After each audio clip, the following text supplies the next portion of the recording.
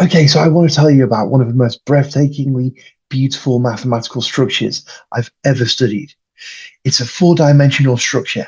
It explains everything that happens in two-dimensional geometry. It explains Einstein's theory of special relativity. It explains rotations. It explains hyperbolic geometry.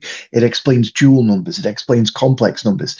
It explains a huge amount of mathematics. I'm starting to think that all of reality might be encoded in this one structure.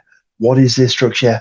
It's just the space of two by two matrices. We're just looking at the different ways that you can transform the plane into the plane, and we're seeing everything inside this. In this video, we're going to start from the basics, no prerequisites, and we're quickly going to get there. And I'm going to show you a confluence of beautiful ideas interacting with a degree of richness and coherence and just harmony, which is it's really extraordinary. What I'm talking about here is geometry, two-dimensional geometry, a way to organize all of the different things that are happening in two-dimensional geometry into one structure, a structure in four dimensions, a structure that you're seeing parts of here, a structure that's very easy to think about. And I believe that by looking at different parts of this, we can see much, if not all, of reality. It's truly an absolutely extraordinary thing. And it's been keeping me awake at night. It's been playing in my dreams. And I want to explain to you what this structure is. So what I'm talking about here are the linear maps from the plane to itself. You can see the whole idea here, and it's very simple. All we're doing is we have all of these points on the plane, and then we're thinking about all the different linear maps. So what's a linear map? Well, it has to keep the origin in the same place. And if two lines are parallel before we do the map, they have to be parallel after we do the map. That's all there is to it. And you can see what's happening here. We have these two unit vectors. And once we choose where they're going to get sent by this map, the way that the whole map works on the rest of the plane is all fixed. Okay, so this entire map, you can see that it's doing a lot, right? We have this F, which is the original F in red, and you see that it's getting sort of distorted by this linear map. So the linear map's doing a lot. It's changing the whole plane. It's moving things around. It's stretching things. It's rotating things. And this that I'm showing here is just one linear map, but there's a whole space of them, okay? You can see that actually there are four numbers which are governing how this linear map works. And if we change those four numbers, then we're moving around in this four-dimensional space of linear maps. And this is what we're going to study. Okay, so the point is that there's a lot of different things you can do with these linear maps. You can do these rotations, reflections, expansions, and all the rest of it, but they all live together in a coherent whole. And when we find the right way to look at this, when we really find when we really understand how to answer questions like, what are the fundamentally different things you can do with these linear maps, or what kinds of sort of subspaces of linear maps do we have that are naturally organized? When we answer these questions, it's going to be absolutely extraordinary. And basically, by answering these questions, we're going to get a really, really deep understanding of geometry. And we're also going to start to see that there's this shape in four-dimensional space, which is behind everything and governing everything.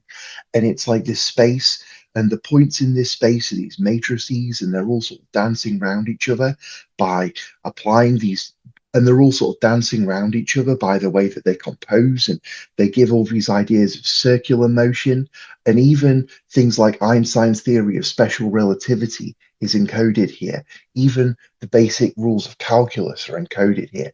It's all encoded here. It's all encoded in this one simple structure, which has always been in front of us ever since we were kids, ever since we were looking at two-dimensional geometry. It's all here in these two by two matrices. Okay, I'm starting to sound like a crazy person, but I'm just so excited about this. I can't help it. So, okay. So this is a story about two-dimensional geometry, but the way that we're going to look at it is through these matrices. So what is a matrix? Well, the kind of matrices we're interested today in are these two by two matrices. So they have these four numbers, A, B, C, and D. And the way that you should think of this is that this is a linear map from the plane to itself. I'll explain the connection with geometry momentarily. So there's a geometric way to think about it, which is what I encourage. There's also this algebraic way to think about it. And basically the idea is this. If we have the plane and then we have a point on the plane, then that will have an x coordinate and a y coordinate. And we can write that point as x, y, like that. Sometimes this is called a column vector. And then what happens when we apply this matrix to this column vector is that we get this column vector out. So we do a times x plus b times y, and that gives us this entry. And then we do c times x plus d times y, and that gives us this entry. So that's what a matrix does to a general point on the plane. And you can see what's going on more generally with this lovely GeoGebra file here. So we have these special vectors that I'll call 1, 0 and 0, 1. And we can call these our unit vectors. And then what we can do to specify how all this matrix stuff works is we can say where 1, 0 gets sent, let's call that x dash, and where 0, 1 gets sent, and let's call that y dash. And once we've fixed those 2 points, the way that the matrix works, or the way that the linear map works on all of the rest of the plane is fixed. And in fact, these images here of 1, 0 and 0, 1, they are what we write down. They are what we write down within our matrix. Okay, so if you look at our matrix, the first column of the matrix gives the coordinates that 1, 0 gets sent to. And the second entry of the matrix gives the coordinates of the points that 0, 1 gets sent to. And then if we get a more general point, like this one D here, and we want to see where this gets sent by our matrix, then we just multiply this matrix by this point 1, 3. And this gives us another point, in this case, 5, 4. And that's going to be the image of D under this linear map. So basically, in a nutshell, the idea is that we choose where this unit vector gets sent. Let's call that x dash. That's our first column of the matrix. We see where this vector gets sent. That's y dash. That's the second column of the matrix. That gives us our matrix. And then we just use our matrix multiplication formula to figure out how this matrix maps all the rest of the points. Now, there's a much deeper geometric story going on here. And later on, I'm going to show you a way to think about all of this without even needing any numbers at all. Because I think at my heart, I'm a geometer. I like the idea that everything is to do with shapes. And all of this is really just to do with shapes. We can pretty much think about this story without numbers. And I also did another video on the 2x2 matrices before. You don't have to watch that. I'm going to keep this self-contained, but if you find I'm moving too quickly, you can go back to that video where I explain a lot of these ideas at a much more leisurely pace.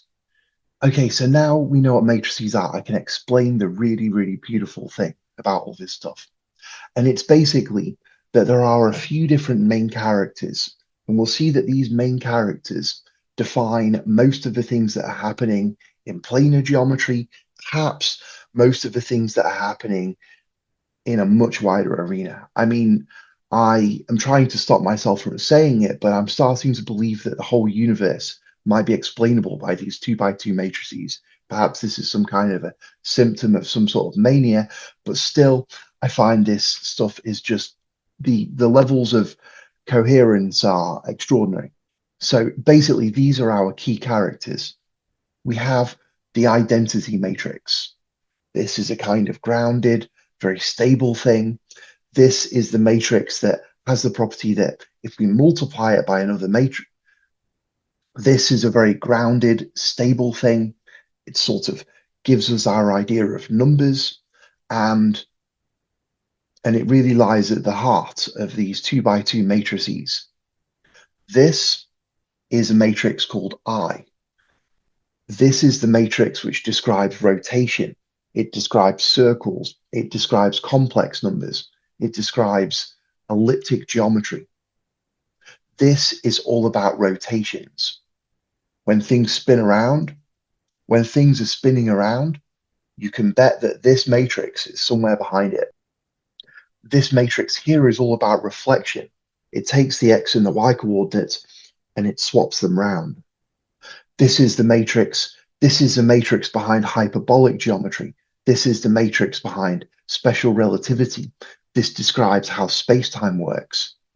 This green matrix here is in a way very similar to the red one in a sense of meaning. And we'll see that these things go together. All of these four matrices go together and really describe the symmetries of the square.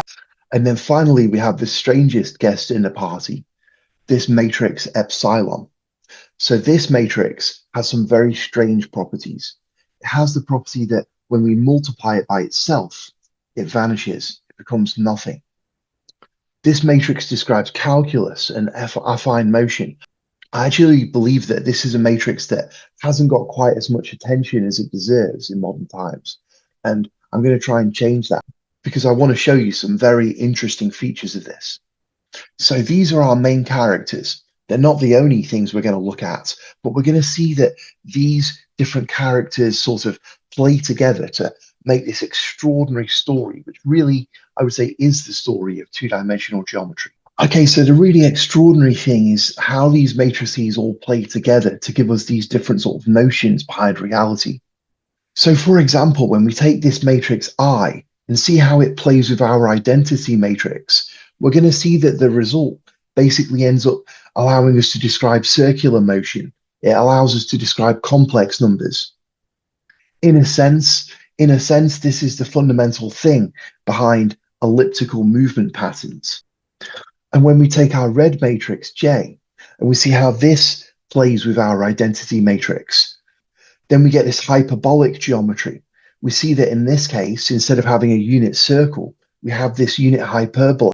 And we're going to see that ideas from special relativity, the very way that space-time works, seems to be described by this kind of hyperbolic geometry. And then we also have this mysterious epsilon, and we can see how that plays with our identity matrix. This is going to give us another sort of two-dimensional space, but this one is something called the dual numbers. These are numbers which can be used to describe calculus. Epsilon has this very strange property that when we times it by itself, it vanishes. And so this is it. These are our main characters. And I want to show you something very, very interesting about these things. Now, I'm about to go over a recap of what matrix multiplication is. But if you'll indulge me, let me just quickly refer to it before I show you a definition. So basically, if we multiply this matrix I by itself, so we could call that I squared, then we get minus the identity matrix. Okay. If we multiply this matrix J by itself, then we get the identity matrix. And if we multiply this matrix epsilon by itself, then we get this matrix which is full of zeros. So we can think of these things as the square root of 0, the square root of 1, and the square root of -1. Isn't it extraordinary that by taking the most important three numbers that we know, 0, 1, and -1, and thinking about things that square to give us those things, we get these fundamental matrices. And these matrices govern the two-dimensional geometry. And I would say the two-dimensional geometry seems to govern a lot of reality. This is really, really beautiful stuff. Now, hopefully that's made you want to come with me on this exploration, but let me just show you one more thing, which is that all of these things coherently live together in four-dimensional space. So take a look again at this picture. This is our picture of what we get when we combine our identity matrix, which I shall sometimes call 1, with I. Here's what we get when we combine 1 with J. This is a hyperbola. So we have a circle and a hyperbola. And this is just a three-dimensional slice of our four-dimensional space of the matrices. If you take a look at this lovely hyperboloid here, you can see that there's a hyperbola and a circle in here. So if you just slice along the green and the blue line, you can see that you've got a circle here. And so if you imagine that this matrix 1 here is 1 unit away from the origin, and this matrix I here is 1 unit up, then if you look here, you see our sort of blue geometry, our complex number geometry, our circular geometry. On the other hand, if you rotate the thing like this, and you say, okay, J is up here and 1 is here, then we have our hyperboloid. So you can see that the hyperbolic and the elliptic are living together in this picture. In fact, everything lives together in a four-dimensional picture, and we're just looking at part of it here. But we can vary this animation, and this is like moving in the fourth direction. We're sort of sweeping around in four-dimensional space, and we can look at how this lovely shape is changing. So not only do we encounter all these well-known forms, but we see them all living together in their natural environment, which is a four-dimensional space. Okay, so in order to be able to rapidly explore this space of 2x2 matrices, there's a few different little operations that we need to become familiar with. So one of them is when we multiply a matrix by a number. And when we do that, we just multiply that number by all of the four entries in the matrix. So for example, if we take this matrix I and we multiply it by 2, then the result is going to be 0, minus 2, 2, 0. Okay, the next operation is also very simple. It's called matrix addition. And so when we add two matrices together, we just add the corresponding entries. So these give us a couple of ways to combine matrices. Actually, if you know about such things, I'll say that this makes these 2x2 matrices into a vector space. So we can think of these matrices as sort of vectors or arrows in four-dimensional space. And we can scale them by multiplying them by numbers, or we can sort of add them together. It's like going across one vector and then along another vector in four-dimensional space. But the most interesting thing we can do with matrices is multiply them. And this is the formula for matrix multiplication. So I don't want to spend too long on explaining where this formula comes from. You can see my previous video on 2x2 matrices if you want a more step-by-step explanation. But just to get the rough idea of the sort of what's going on geometrically here, you can think of a matrix as giving us this map from the plane to itself. So we can start with a vector xy. And then if we apply this matrix here, then we get this vector here. Then we can apply this other matrix, A dash, B dash, C dash, D dash, and we get this resultant matrix here. And then if we sort of write out what this is fully, it ends up being this. So, and this can be considered to be the sort of multiplication of these two matrices.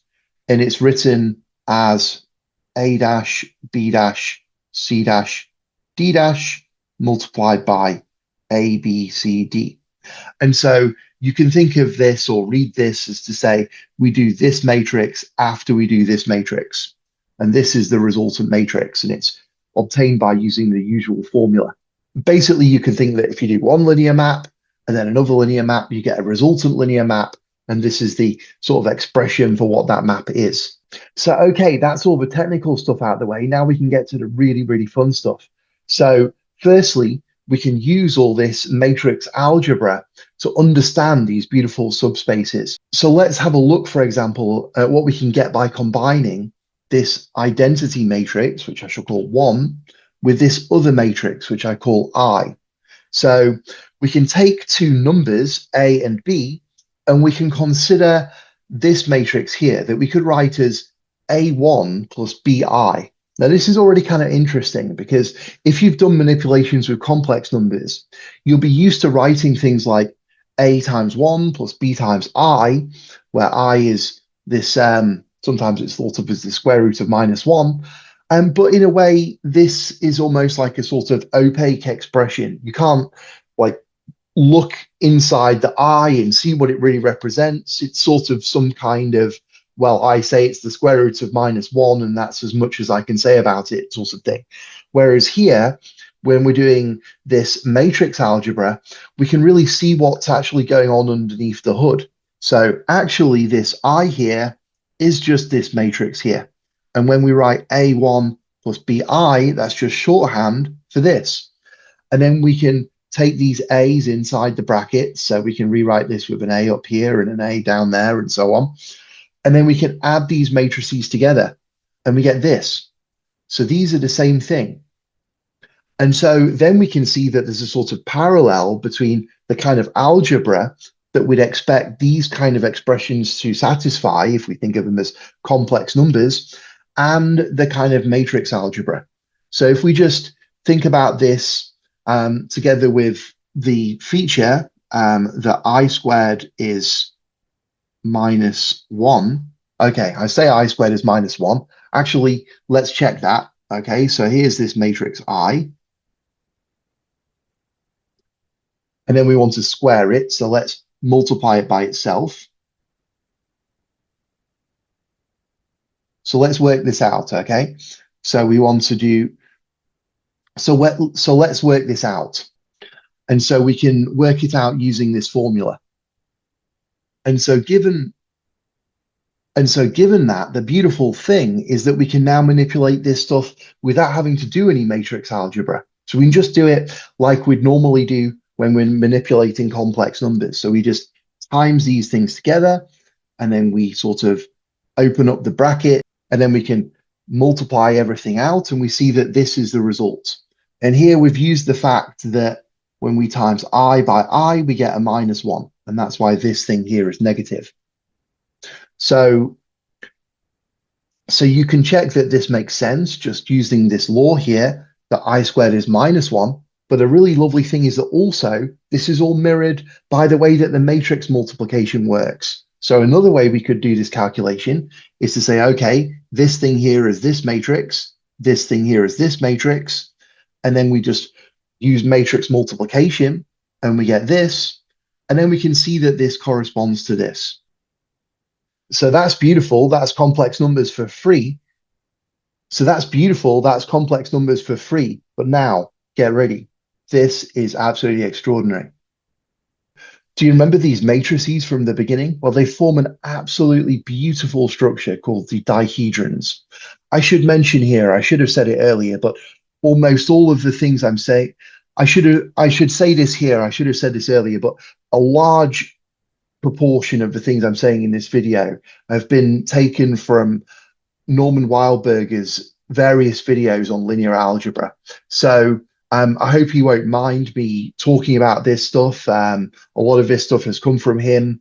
He explains this stuff very well. I just wanted to put a lot of it together in a condensed video and add a couple of observations of my own, but it's really extraordinary stuff. So basically, it all comes down to the square.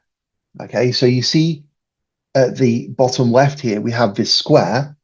And if you've ever thought about the symmetries of the square, you'll know that there are a few basic operations that you can do. And those operations are corresponding to these matrices. Okay, so actually what we have here is the symmetry group of the square in disguise. So something really, really extraordinary is going on here.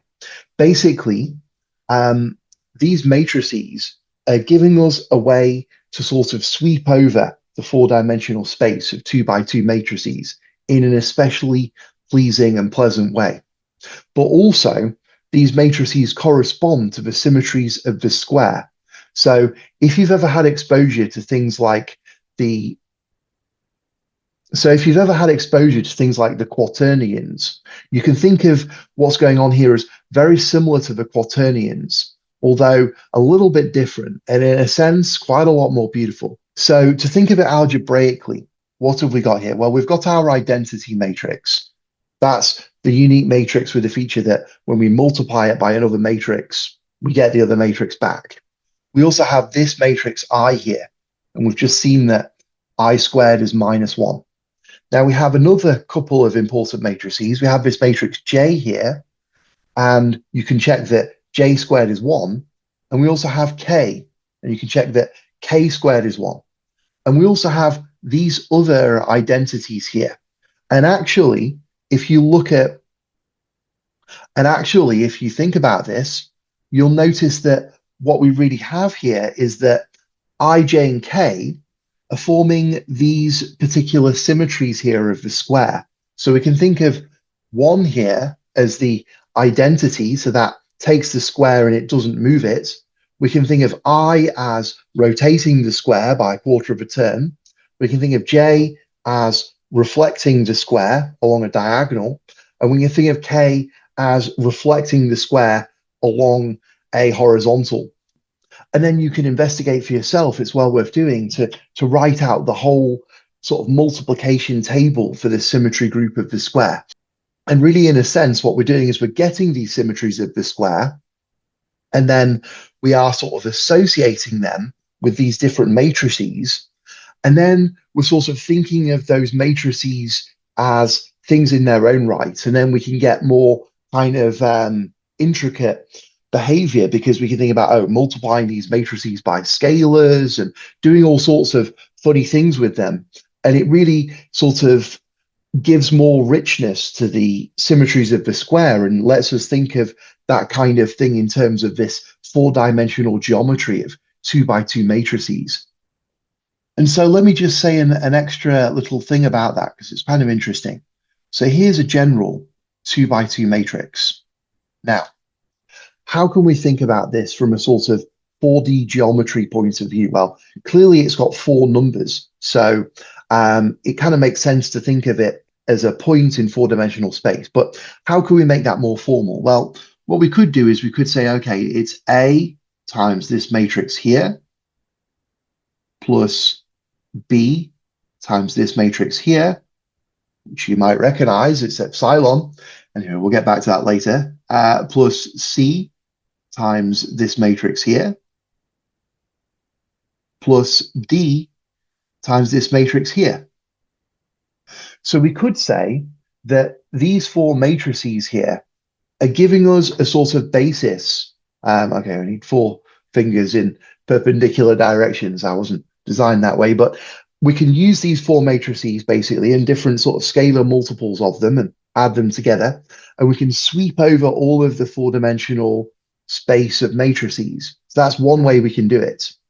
But this is another way we can do it.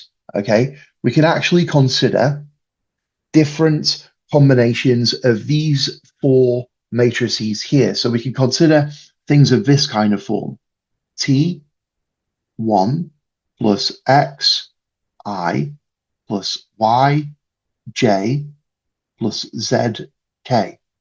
So here, T, X, Y, and Z are all just numbers, and we can vary them. And that gives us another way to sweep over all of these matrices, another sort of basis for the space of 2x2 matrices. And looking at it in this second way, basically using the dihedrons to express these matrices, is a very, very beautiful way to look at it. And those animations I was showing you before of the sort of hyperboloid and all of that kind of stuff, that was obtained using this sort of geometry of dihedrons.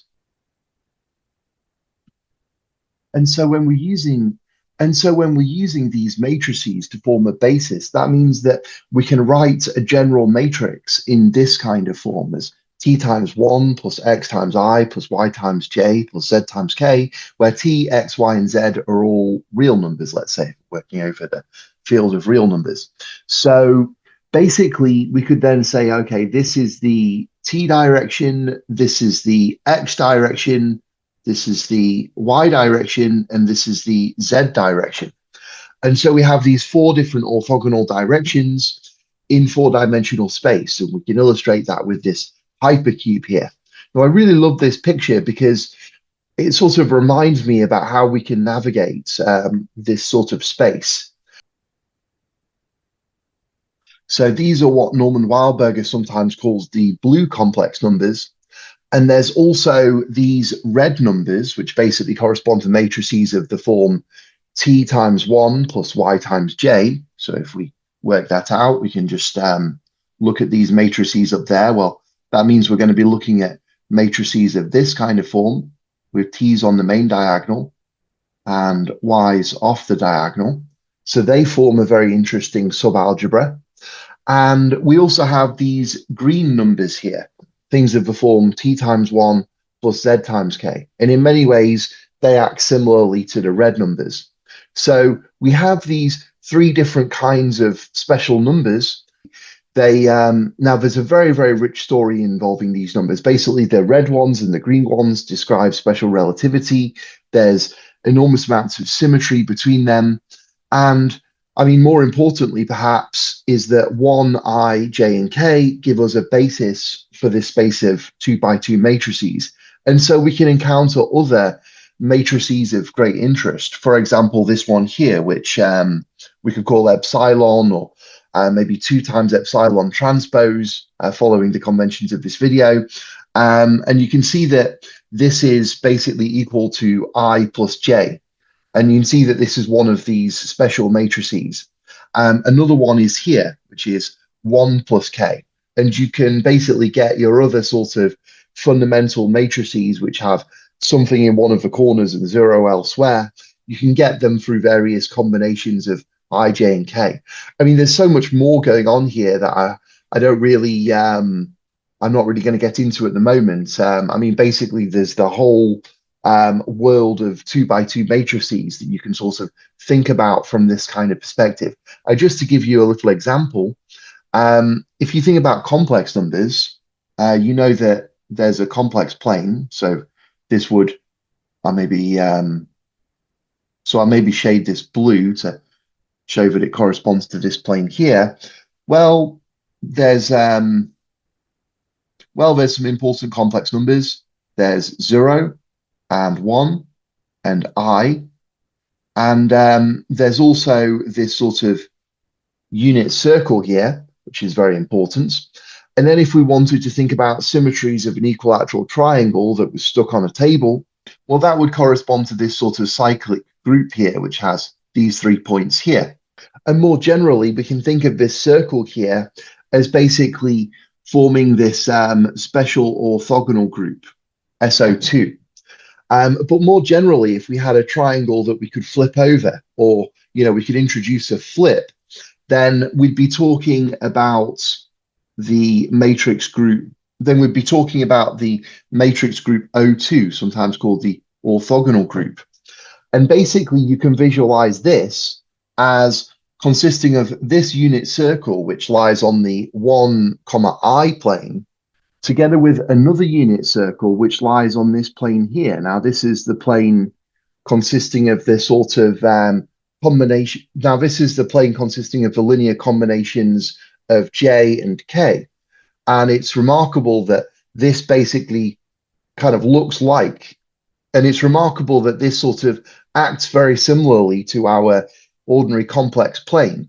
But in a sense, it's like moving from this plane here to this plane here corresponds to kind of flipping everything upside down, if you like, which is what you want to do if you want to model the whole space of symmetries of the triangle. So I'm talking about the symmetric group S3, because that consists of the things that you can get by rotating a cardboard triangle by thirds of a turn, or sort of doing a flip where you flip over and switch around 2 of the vertices. So you sort of, or you could say doing a reflective symmetry across a line that goes like that, for example.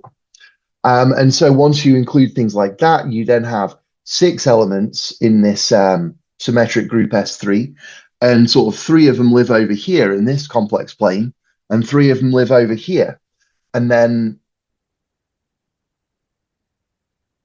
multiplying by j lets you go from one of these planes to the other one. And I find it beautiful sort of geometrically as well, because in 3D space, if you have 2 planes, then because in 3D space, if you have 2 planes, then they're always going to meet at, because in 3D space, if you have 2 planes, then they're always going to meet at a line. Okay, maybe parallel planes meet at a line at infinity or something, but that's, anyway. But here in 4-dimensional space, you can see that we have these 2 different blue planes, but they're only meeting at a point. I find it all very interesting. Let's just, let's try and make this picture a little bit more concrete. Okay, so I'm trying to sort of argue that there's a correspondence between these matrices here and these symmetries of the square. So let's take a look at this. So you can see from this picture here that I'm trying to indicate that I can be considered to be a quarter rotation of the square. So let's go to this lovely GeoGebra app here and see if this makes sense. So we want this, so we want the linear transformation that sends the unit x vector to the vector 0, 1, because the first column of I is 0, 1. And then the second column is -1, 0. So we want to send this to -1, 0. And you can see indeed that we have done a rotation of the plane by a quarter turn counterclockwise. And that's what we expected. That's what I should do. Let's have another look at this picture. You can see that's indeed what I is doing. Now we can take a look at J. Now we can take a look at J. So J is just going to be swapping around the X and the Y coordinates. So we want to have X dash as 0, 1 and Y dash as 1, 0. You can see the matrix up here, and you can see indeed that it does correspond to reflecting the plane along the line X equals Y. And now finally for K, it has these columns -1, 0, 0, -1. So we want to send X dash to -1, 0 and Y dash to 0, 1. Have we got it right? Yeah. And then we can see that it's actually corresponding to this reflection in the y-axis. Okay, so actually my picture was a little bit wrong before. I should have said K is a reflection like this. And so you can see that the way that we're going to explore this space of 2 by 2 matrices is intimately connected with the symmetries of the square. Okay, so we've introduced the main characters. Now let's talk a little bit more about the sort of rules of this universe. And so if you'll forgive a little bit of romantic description, basically we can think of this as a 4-dimensional space, and there's a certain way that we can get a notion of the distance from one place to another. And this is going to be really, really useful for us when we want to think about this sort of thing geometrically. Now, that's a bit of flowery language. What I really want to say is that for every 2 by 2 matrix, there's a very, very important number, which is called the determinant of that matrix. And so if we have this matrix here, A, B, C, D, then the determinant is just AD take away BC. So it's just going to be a number. For example, if we have this matrix here, 2, 0, 0, 1, then its determinant is going to be 2 times 1 take away 0 times 0, which is 2. So how are we supposed to think about this determinant? Well, there's a very nice geometric way to think about it. These are where our unit vectors start, and they form this square that has an area of 1. But the way our matrix works is really determined by where these 2 unit vectors get sent. And they get sent to these vectors here, which defines a parallelogram. And you can think of the determinant as the area of this parallelogram here divided by the area of a unit square. So in this case here, it's going to be 2. And you can see that because if we set this matrix up like this, then we can see that our unit square is getting sent to this parallelogram, which in this case is this rectangle with an area of 2. Actually, the determinant is what you call a signed area. Because, well, roughly speaking, if the matrix involves doing a sort of flip, so it flips the plane over, then it's kind of reversed the orientation of everything. And so in that case, we multiply the area by -1. So you can think of the determinant as giving this sort of signed area. So you can think of the determinant as giving this sort of signed area associated with the parallelogram that the unit square gets sent to. Anyway, that's just a rough attempt to give you a bit of intuition about it. The important thing is just this simple definition, just the definition of the determinant. It's A times D, take away B times C. And we'll find that this is a super important number for understanding this space. In a sense, it's giving us a notion of the sort of distance between 2 matrices. Okay, let me explain that because that's a very cryptic remark. So just forget I said that momentarily. Let's just think about the plane. So this is ordinary 2-dimensional space. I'm not really referring to matrices at the moment. I'm just saying, well, let's say we have a couple of points on the plane, the origin, and this other point here, which is like the head of this vector W. So how can we find out what the distance is from 0 to W? Well, we're really asking, in a sense, for the length of W. And we can obtain this using Pythagoras' theorem. So if we write the length of W like this, W with these vertical bars, then Pythagoras' theorem says that the length of W squared is the sort of x component of W squared plus the y component of W squared. Okay, so I want to introduce another bit of terminology here. I want to call this quantity here the quadrants of W. Okay, so you can think of quadrants as length squared if you want, or you can just think of it better as just being defined by this formula. But the important thing is that we can use this notion to work out the distance between 2 points on the plane. So let's say we have a point here, pointed out by this vector u, and another one pointed out by v. And we want to work out the distance between them. So how do we do it? Well, we just form the difference between these vectors. So that's w. And then if we look at the length of this vector w, that's going to tell us the distance between v and u. Or we might be interested in this length squared, which we could say is the quadrants of w. So, okay, that's a little bit of a recap of the Euclidean geometry of the plane. Now I want to talk about something else, which is the sort of geometry of these 2 by 2 matrices. I'm speaking kind of roughly here, but basically we can think of the determinant of the matrix as something like this kind of quantity. So basically what I'm saying is that rather than defining the quadrants like this, what I want to do is to think of this determinant as acting like something like a kind of quadrants. And so what we have now, rather than being in the plane, we're now in this 4-dimensional space. We can vary A, B, C, and D. And so we can think of our matrix as a sort of vector pointing out of the origin in 4-dimensional space. And we can ask these questions again, like what are the length of this vector, or what's the sort of distance between 2 matrices? It turns out really it's better to work with something like length squared or something like quadrants because it's better behaved. So we can say, is there something that acts like quadrants? And indeed, what we should do is think of the determinant as such a thing. But this is a bit strange because the determinant is a number which can be negative. Okay, so when we're working in the plane, in ordinary Euclidean geometry, we'll have an x and a y and a z, and we have z squared is x squared plus y squared, and this is our sort of quadrants in a sense. And of course, that number q is always going to be non-negative.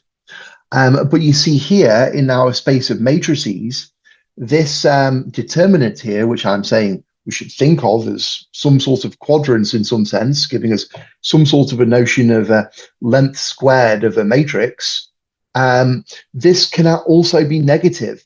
And so this reflects how much richer the geometry is of these 2 by 2 matrices. Okay, so now we have all these tools at our disposal.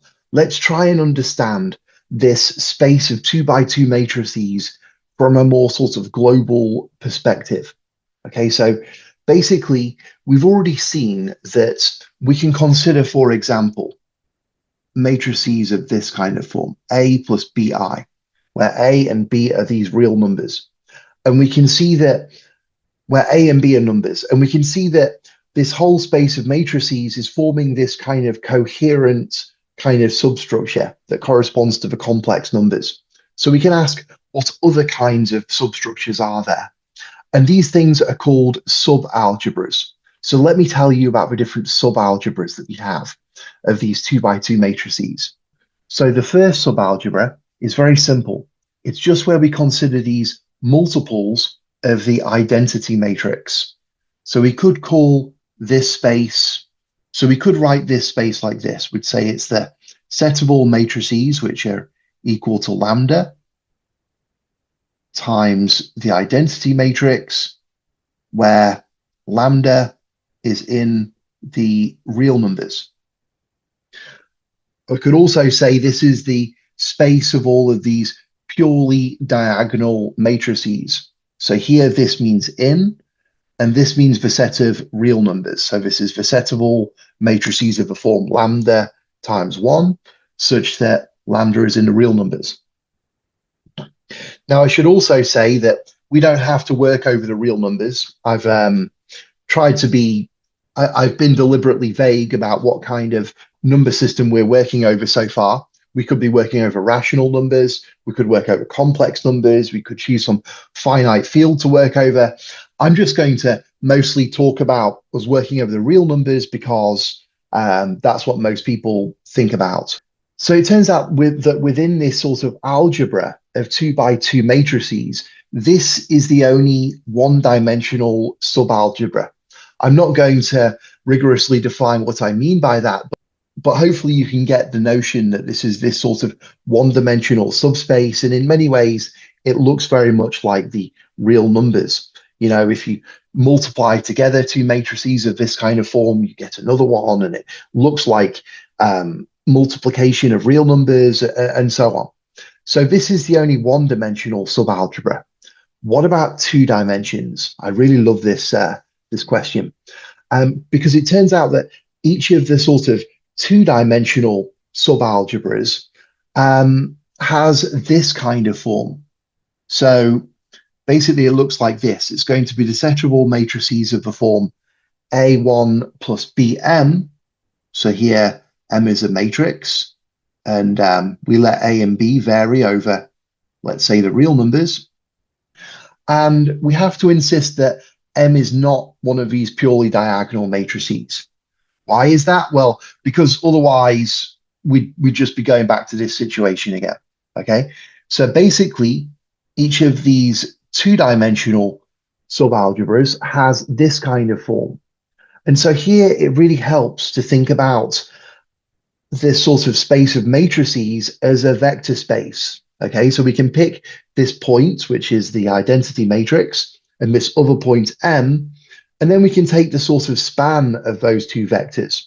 And this is going to be sweeping out a load of these 2 by 2 matrices, and they're all going to live together in this space. It's very, very beautiful because it turns out then that if we multiply 2 matrices together in this space, we get another one. And so we've already seen 2-dimensional subalgebras before. We've seen them here. Look, we've got the complex numbers. We've got these numbers here. These are what Wildberger calls the red numbers, or, you know, they're sort of these numbers underlying hyperbolic geometry. And we've got these numbers here, which are corresponding to and we've got these numbers here, which are corresponding to the dual numbers. And what's even more incredible is not only that these are all 2-dimensional subalgebras, okay, we sort of got that impression already, right? Like we can see that they're formed by taking a non-diagonal matrix and an identity and looking at the kind of combinations of them. But what's even more beautiful is that these are the only 3 different kinds of 2-dimensional subalgebras that we can get, basically. I mean, there are many different 2-dimensional subalgebras, but each of them ends up looking like one of these 3. So basically, these are the 3 fundamentally different kinds, and any 2-dimensional subalgebra is going to be isomorphic to one of these 3. So really, these are the 3 fundamentally different things that can happen. And they're like the parabolic and the hyperbolic and the elliptic. Or we could say they're corresponding to the square root of -1, or the square root of 0, or the square root of 1, because they're basically the defining features of I, epsilon, and j. So really, we're seeing an extraordinary connection here between so many different kinds of concepts. And I think it's also worth bearing in mind how one can arrive at this kind of information. Basically asking something like, what are all the fundamentally different 2-dimensional subalgebras of these 2 by 2 matrices? If you ask that question, you're naturally led here. So this is a reminder to me that, you know, when you're studying these things in mathematics, it's such a good idea to pick the simplest structures and then try and classify them. try and just ask the question, well, what are all the different kinds of behavior that I can get here? And you tend to be naturally led to these kind of insights. So what about the three-dimensional subalgebras? Well, there's basically just this one. So this corresponds to the space of these so-called upper triangular matrices. And you can check that this is forming one of these subalgebras. Like if you multiply two matrices together of this form, you get another one of this form. It's very worth checking. And in fact, any three-dimensional subalgebra of these 2x2 matrices is going to be isomorphic to something like this. So, okay, what's left? Well, just the four-dimensional subalgebra, and that's just the entire algebra of 2x2 matrices. So it's really lovely that we can start to gain this sort of high-level perspective on this four-dimensional space of 2x2 matrices. There's another notion that's going to be really useful for us, and this is basically the idea of when a matrix M is going to be invertible. So when I say invertible, what I mean is that there's going to exist another matrix, which we call M to the minus 1, that has the property that if we multiply it by M, either on the left or on the right, we get the identity. So M is said to be invertible if and only if this condition holds. So when does this happen? Well, it turns out that it happens precisely when the determinant of M is not 0. And in that case, we can get the inverse of M using this kind of formula here. So that's pretty self-explanatory, and we're going to see that this idea of invertible matrices comes in really useful later. So I was just talking about these different subalgebras, and this relates a lot to something I was discussing in my previous video, which was sort of trying to characterize the different 2x2 matrices. And so what we've talked about so far is this very important number associated with a matrix, which is this determinant of a matrix. There's another number which is extremely important, and it's called the trace of a matrix. So if we have this matrix A, B, C, D, then the trace is simply A plus D. Now, we could work with the trace. That's what I did in the last video, but I think it's actually better to work with this other number, which I just call T. And this is called the half trace. So T of a matrix is half of the trace of that matrix, or if we want to be explicit, it's A plus D all divided by 2. And so we call this the half trace. And now we can revisit the main result from that previous video on the 2x2 matrices, which is a sort of classification of all of the 2x2 matrices. So basically, if we have a couple of matrices, A and B, then we say that they are similar to each other when we can find a invertible matrix S such that this kind of formula holds. So if we do S inverse A, S, then we get B. And so basically what this is saying is that A and B kind of look the same, and they can be converted into each other using S. Another way to say it is that if you think of A and B as linear transformations, then if you sort of use S to change your choice of basis, then you can go between A and B. So in a sense, A and B are doing the same things. They're kind of look the same as each other if you take different perspectives on them. And so this idea of two matrices being similar is really useful, because then we can basically look at the space of all of the matrices, and then we can organize and then we can organize them into these sorts of equivalence classes consisting of the fundamentally different kinds of matrices that, two matrices will be similar if and only if they're in the same equivalence class. And when we do that, we get this kind of classification here. And this is really lovely because it really lets us think about the whole space of these 2x2 matrices in this very, very simple kind of way. So basically, there's 4 different kinds of matrices. There are matrices like this, which have this kind of form, where lambda is going to be some number. So these, I call them purely diagonal matrices. We've already seen that these form this sort of one-dimensional subalgebra. And then we have the non-diagonal matrices. They're ones which don't have this kind of form. And we can break those down into these three different sorts of families. We have the elliptic matrices. So an example of this will be 0, -1, 1, 0, which we remember is I. We have the parabolic matrices. They have the property that the half trace squared is equal to the determinant. An example of a matrix of that kind of form would be this one here, which we recognize as epsilon. That's the one that lies behind our dual numbers.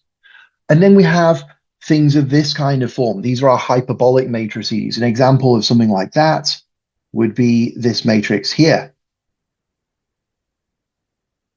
So, okay, now I want to tell you something very beautiful that happens when I use the word isomorphic. Basically, think of that as meaning looks similar to. Okay, so when I say A is isomorphic, so when I say X is isomorphic to Y, in some sense, I mean X looks pretty much the same as Y under some sort of operations that can transform one to look like the other. Well, basically what I'm saying here is that if we look at a two-dimensional subalgebra of our matrices, then actually it's going to be isomorphic to the complex numbers precisely when M is elliptic. It's going to be isomorphic to the dual numbers precisely when M is hyperbolic. And it's going to be isomorphic to those sort of red numbers or those hyperbolic numbers precisely when M is hyperbolic. So really, when we sort of form these two-dimensional subalgebras by taking these sort of spans of our identity matrix and our other matrix, it's the sort of form of that other matrix which tells us the character of this sort of two-dimensional subalgebra that we get.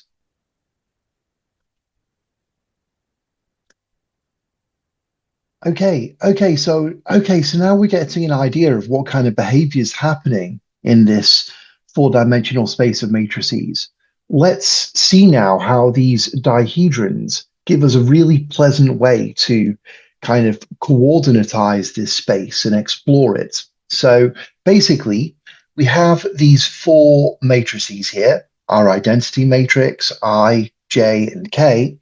And the idea is just that we're going to take linear combinations of them. So basically, we're going to pick real numbers, T, X, Y, and Z, and then we're just going to consider the matrix of this form. So it's T times the identity matrix plus X times Y plus Y times J plus Z times K.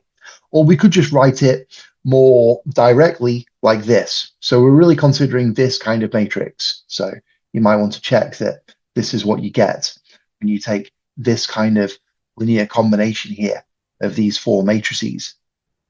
So there are a few things to understand about this sort of way of looking at it.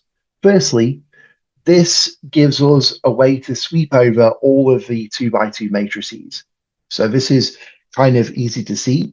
We just write a general 2x2 matrix like this, and then we just solve the equations. So for example, we want A to equal T minus Z and B to equal minus X plus Y and so on. And so we have these four equations, and then we can just see that they can be solved for X, Y, Z, and T. And these turn out to be the solutions. So basically, this gives us this alternative way of sweeping over this four-dimensional space. Now, it's very pleasant for several reasons.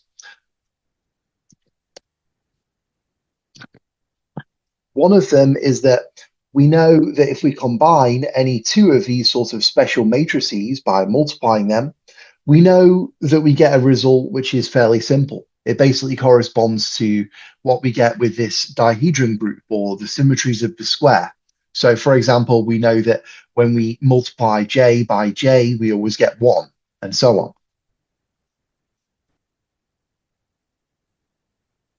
And so this allows us to, do matrix multiplication basically just by taking our expression for M like this, and then we can get an expression for another matrix in a similar kind of form. And then we can just times those expressions by each other doing ordinary algebra, and then remembering how our special matrices 1, I, J, and K multiply by each other. And this basically allows us to think about matrix multiplication in this different way. So when we have one of our matrices written like this, so I'll sometimes call it a dihedron, but really it's just any matrix. This is just a 2 by 2 matrix in general. It's just a special way of looking at it. And so if we have a matrix M like this, we can ask, well, what is its half trace, T of M? And we can calculate that. It's just going to be this plus this, all divided by 2. And that's simply going to be T. So that's pleasant. We know the half trace is an important number due to the matrix. And we know that in this kind of language, it's just equal to T. Also, what's going to be the determinant of our dihedron? Well, we just work it out like normal. It's this times this, take away this times this. And if we calculate it out, we get t squared plus x squared, take away y squared, take away z squared. And this is a very, very interesting formula here. So basically, as I was saying earlier, we can think of this determinant as some almost sort of giving us a notion of the kind of distance of a matrix from the origin squared or something like that. Now, with ordinary Euclidean kind of geometry, we'd expect this kind of thing to just be a sum of squares. So we'd have a positive t squared plus positive x squared plus positive y squared plus positive z squared. But here we have some minus signs. And that might remind some of the physicists amongst you of things like Minkowski space, which is very important for describing Einstein's theory of special relativity. And so we have that when we calculate this determinant, some of the coordinates are getting times by +1, and some of them are getting times by -1. And so, in fact, for example, if we set x is equal to 0, then we have this kind of quadratic form here. And so, for example, if we set x equal to 0, then we have this kind of quadratic form here. And this is the same kind of thing that we'd see if we have special relativity, but instead of having 3D space, we have 2D space. And this sort of reflects how our red geometry generated by J and green geometry generated by K are both hyperbolic. So if we have J and K together, basically I'm saying if we consider these dihedrons of this kind of form, T1 plus Yj plus Zk, I'm saying that's going to look like I'm saying that's going to look like Minkowski space, but with one less spatial dimension.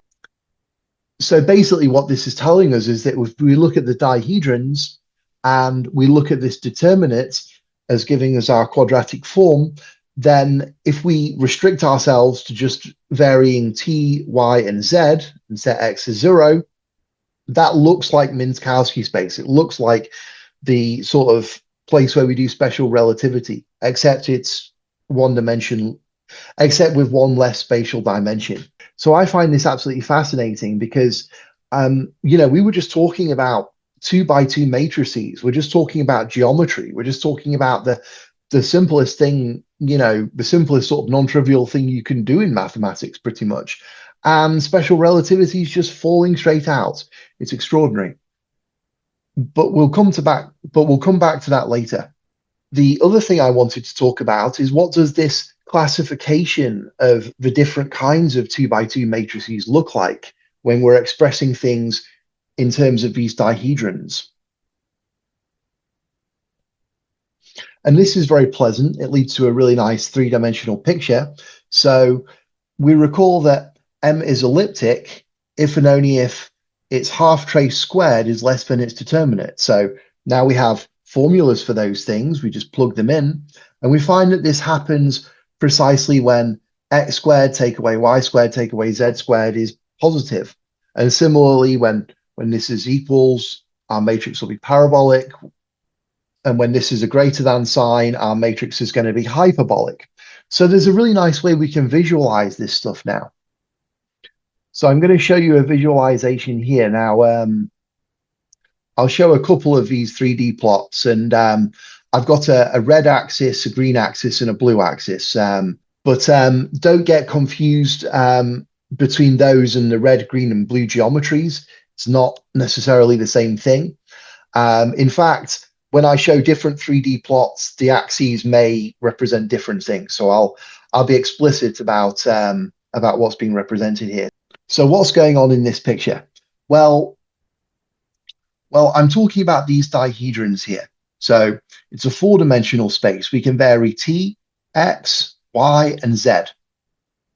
And so we can vary these four numbers. It's four-dimensional. But I'm going to hold t fixed at 0. So then I'm going to think about the sort of three-dimensional slice of this four-dimensional space. Okay. And then I'm going to ask the question, and so that's going to give me a matrix M. And I'm going to ask the question, when is M, let's say, parabolic? Okay, so M is going to be elliptic when we have this inequality. M is going to be parabolic when this is actually an equal sign. So the parabolic matrices have this kind of form. And in this picture here, those correspond to the points on this cone here. All right, so in this picture, the red axis is the x-axis, and the blue axis is the y-axis, and the green axis is the z-axis. And so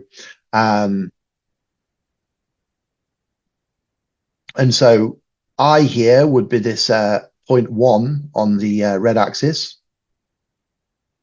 and J here, would be this 0.1 on the blue axis, and K would be this 0.1 on the green axis. And so what we can see here is basically a picture which is showing us the different kinds of matrices. So the points which are sort of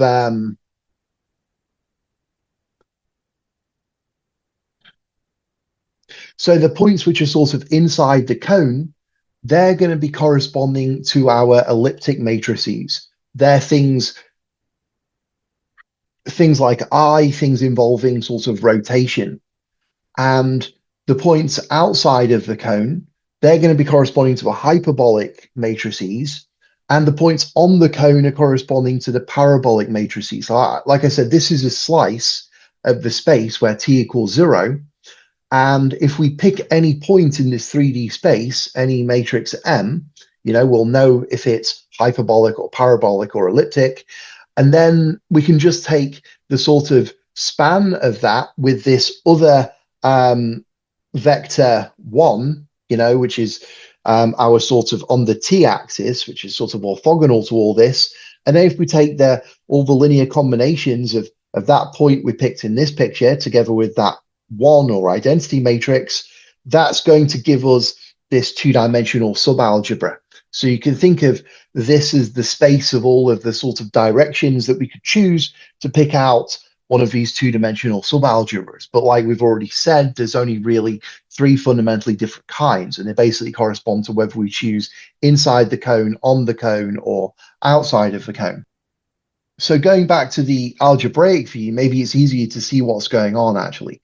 So this is the general form of a dihedron, and we can see that if we hold y and z both to be 0, then we're going to be looking at numbers of this kind of form. They are our complex numbers. They are the sort of quintessential elliptic matrices. On the other hand, we could hold x and z fixed, and then we get these sort of red numbers, and that's going to be a sort of hyperbolic geometry. Or we can hold x and y fixed, and then we get these green numbers, which are another kind of hyperbolic geometry. There's something else we can do, which I think is pretty interesting, which is that we can remember that if we take J take away I, so let's work out what that is. Well, it's this matrix here, 0, 2, 0, 0. And remember, that's going to be 2 times our special matrix epsilon. So we can also consider numbers of this kind of form. And sometimes I might call those purple numbers, or, they're basically the same as these dual numbers.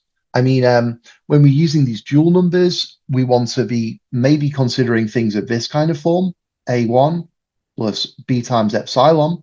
And remember, epsilon has this important property that epsilon squared is 0. And, these are going to be our elliptic numbers, these are our hyperbolic, and these are our parabolic. But instead of using epsilon, we can use 2 times epsilon instead. And it pretty much works the same way, but there are some advantages to using 2 epsilon instead of epsilon. So you can see that we've got an extremely beautiful space here to explore. And there's something else that I want to show you, which is going to make it easier for us to sort of orient ourselves.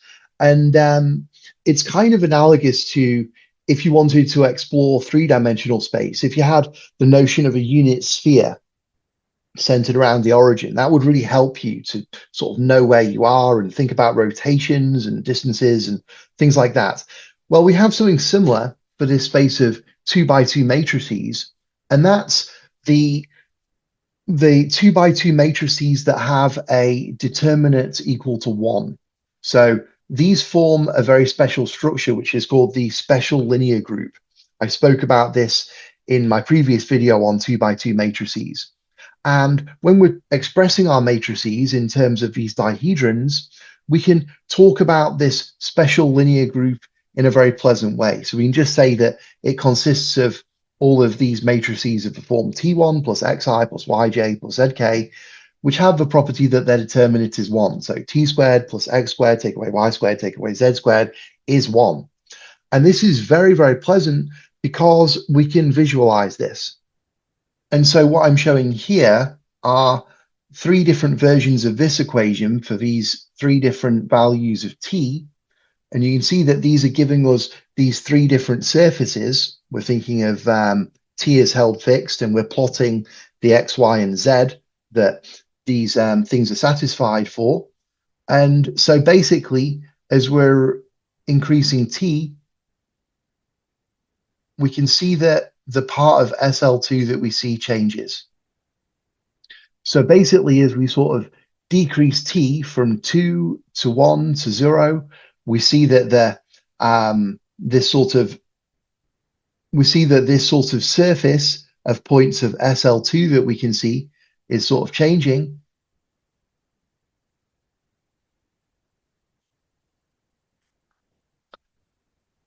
And then as we continue to decrease T, actually the animation is going to play in reverse, because we're just looking at because the form of this surface just depends on the value of T squared. So it's going to sort of, the way it animates is going to be symmetric.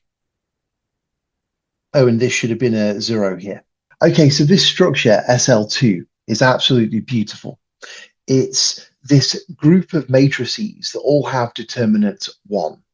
So it's a fact that when we multiply 2 matrices, A and B, together, the determinant of that is the product of the determinant of A and the determinant of B. And that should help you to see that indeed we do have a group of matrices here. Now, the way that you can think of these things geometrically is they're the linear maps from the plane to itself, which preserve that unit area, which is given to us by our original unit vectors. But a nice way to think about the members of SL2 is they're all these invertible matrices where there's a very simple formula which gives us our inverse. So we're going to have a very good look at SL2 shortly. Indeed, each of these different 2-dimensional subalgebras that we've been talking about, part of those lies in SL2.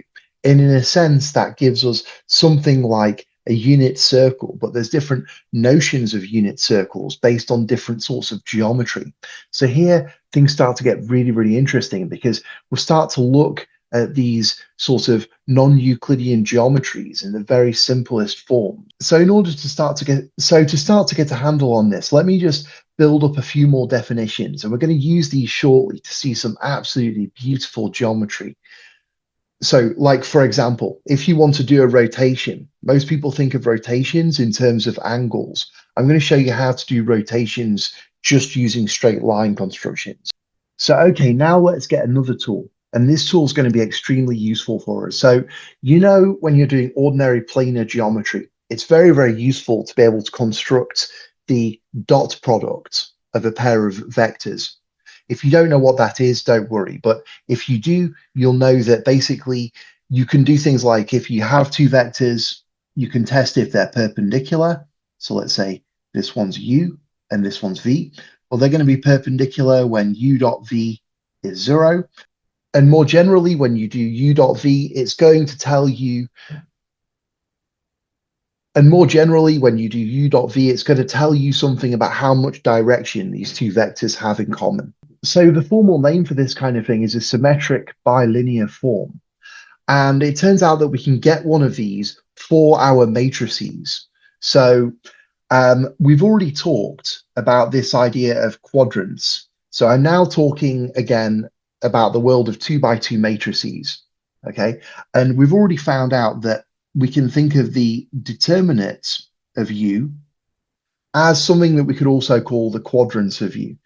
Maybe a clearer way for me to say it, and again, it doesn't matter if you don't know what this means, but we could say that the determinant of U is giving us what we could call a quadratic form. Now, it turns out that when we have a quadratic form, and in this case, I'm just thinking about the determinant, so I'm thinking about the case where U is a 2x2 matrix. Well, it turns out that when we have such a quadratic form, in this case for determinant, then we can get a symmetric bilinear form. And basically these two things are related by this mass here. So I'm trying not to get too much into the theory here, but basically the idea is that our symmetric bilinear form, basically this dot, has the property that if we write this expression, then we can expand it out like this. And then if we define Q of U to be U dot U, then we can rewrite this like this. Then we can rewrite this like this. And then we can rearrange this stuff. Basically, we can solve it for u dot v, and we obtain this formula here. So this is lovely because it gives us this symmetric bilinear form, a sort of generalization of the dot product, in terms of this quadratic form, which for us is our determinant. And so basically this gives us a way to take something like a dot product of a couple of 2x2 matrices. And it's very, very powerful because it basically allows us to think, and it's very, very powerful because it basically allows us to think about the geometry of these 2x2 matrices. And it's not necessarily a Euclidean kind of thing. So the way that this works, if we fill in a couple of values here, so say this is our first matrix and this is our second matrix, well, if you work it all out, I mean, you can just use this formula here where Q of U is the determinant of U, and you can work it all out and you can find that this is an alternative way to write this formula. So it's the half trace of the matrix U times the adjugate of V. Or if you want it more explicit, then if this is the matrix U and this is the matrix V, then this is what I shall refer to as U dot V. So now we can take one matrix dotted with another matrix. So now we can take one matrix dotted with another matrix. We can think about all sorts of really important ideas to do with geometry. For example, when is one matrix perpendicular to another one? Now, the way that you can think about this, if you think about on the plane, you think about vectors, and if you think about vectors pointing out of the origin, sometimes one will be perpendicular to the other. And the way that you can test that is to take their dot product. Well, now we're doing the same thing, but with this kind of formula here, giving us the idea of being able to dot one matrix with another. And so we have that U is perpendicular to V if and only if U dot V is equal to 0. And so now we have these concepts. So now we have these concepts in our tool belt. We can go back to those two-dimensional subalgebras and we can really look at them in a geometric way.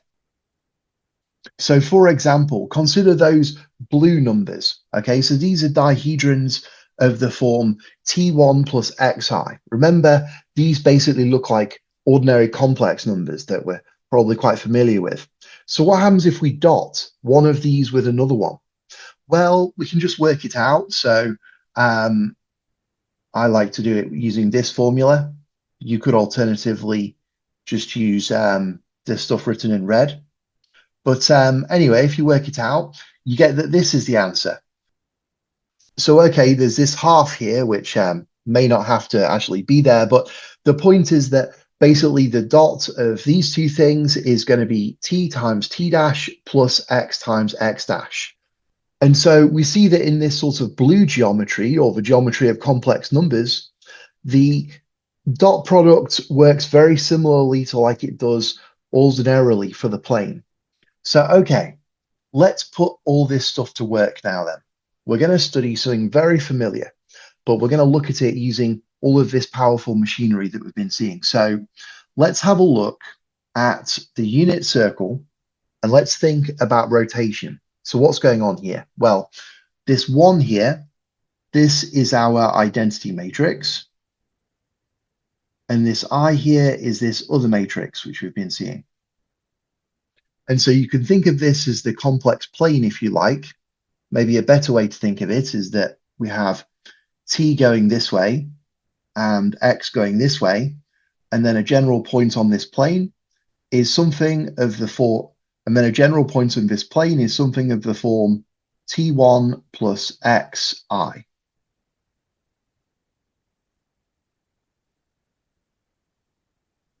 And so now this unit circle here, this consists of all of these points t1 plus xi, which have a determinant of 1. In other words, they're such that x squared plus t squared is equal to 1. So obviously it's a good idea to call this the unit circle. And so really this is the sort of intersection of our special linear group with our complex numbers, or our blue numbers, if you like, our numbers of this kind of form.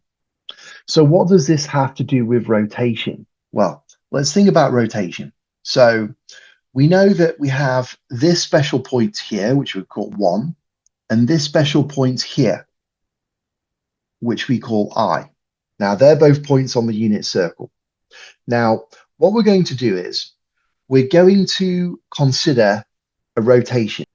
So R, we'll think of it as a map from this plane to itself, and we want it to preserve this value of Q. So we want that Q of R of V is equal to Q of V in general. Okay, so the way that you can think of this is it's going to rotate the plane. It's not going to move anything further away or closer to this origin here, which is 0. And so what this means, well, if this is 1, well, that's going to have to get sent somewhere. So let's say it gets sent here. So this is R of 1. This is the sort of image of this point here when we apply this isometry. So it's going to get sent up here. Now then, we know something about this point, right? We know that it also has to have this quadrant of 1.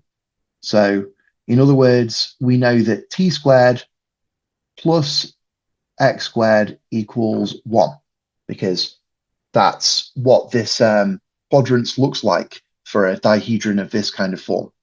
Remember, the general formula here is that Q of T1 plus xi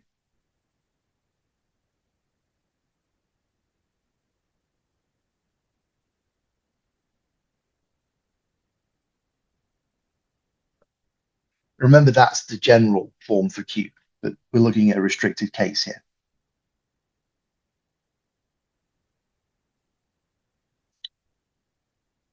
So, okay, so far so good. We know that this point here gets sent to this point here. What else do we know? Well, now let's think about these two vectors. This one points to 1, and this one points to I. So there's something special about these two vectors, and that is that they are perpendicular, okay? In other words, this vector here dotted with this vector here is 0. And our isometry here is preserving Q, so it's preserving dot, so it's preserving perpendicularity. So we know that like this isometry is going to send 1 over here.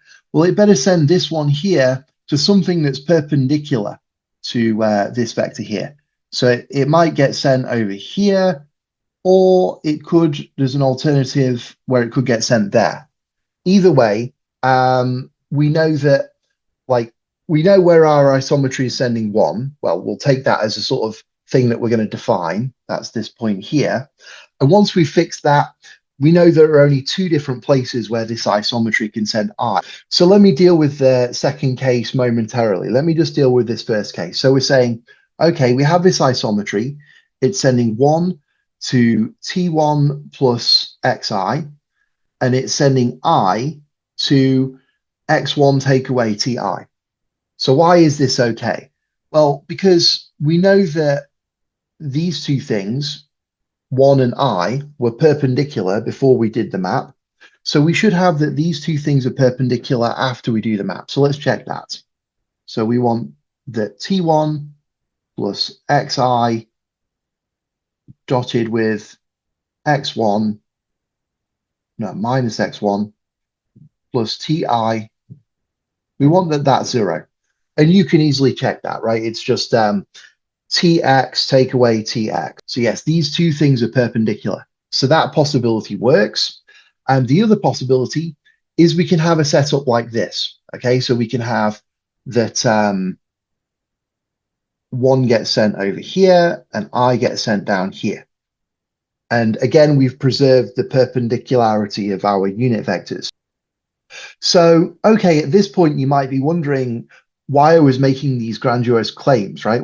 Why was I saying that we can actually handle these ideas to do with rotation without needing to think about angles, right? I mean, I've already spoken about angles here. So what was I talking about? Well, let's go back to the very beginning of this, of what I was saying, right? So think about it like this. Think about this as a vector space, and this is one unit vector, and this is another unit vector. And we're saying where this first unit vector gets sent, and we're saying where this second unit vector gets sent. Now, given that information, you know where everything gets sent. That's what linear algebra tells you, right? This is like the sort of linear algebra 101. If you know what happens to your basis vectors, the way everything else gets mapped is determined by that. So that suggests that we should actually be able to model the way that rotation happens on the plane purely using linear algebra. Well, at this point, you might say, okay, yeah, fine. Using linear algebra, that's I still have to use numbers. I still have to plug things in.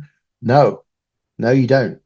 This is the other thing I wanted to say. I think this is very lovely. Haven't seen it many places, but I think it's very important. You don't need numbers to do linear algebra. You only need a straight edge and the idea of parallel lines. Okay, so here it comes. Basically, I want to show you how you can do linear algebra just by using straight edge constructions. So here's the basic idea.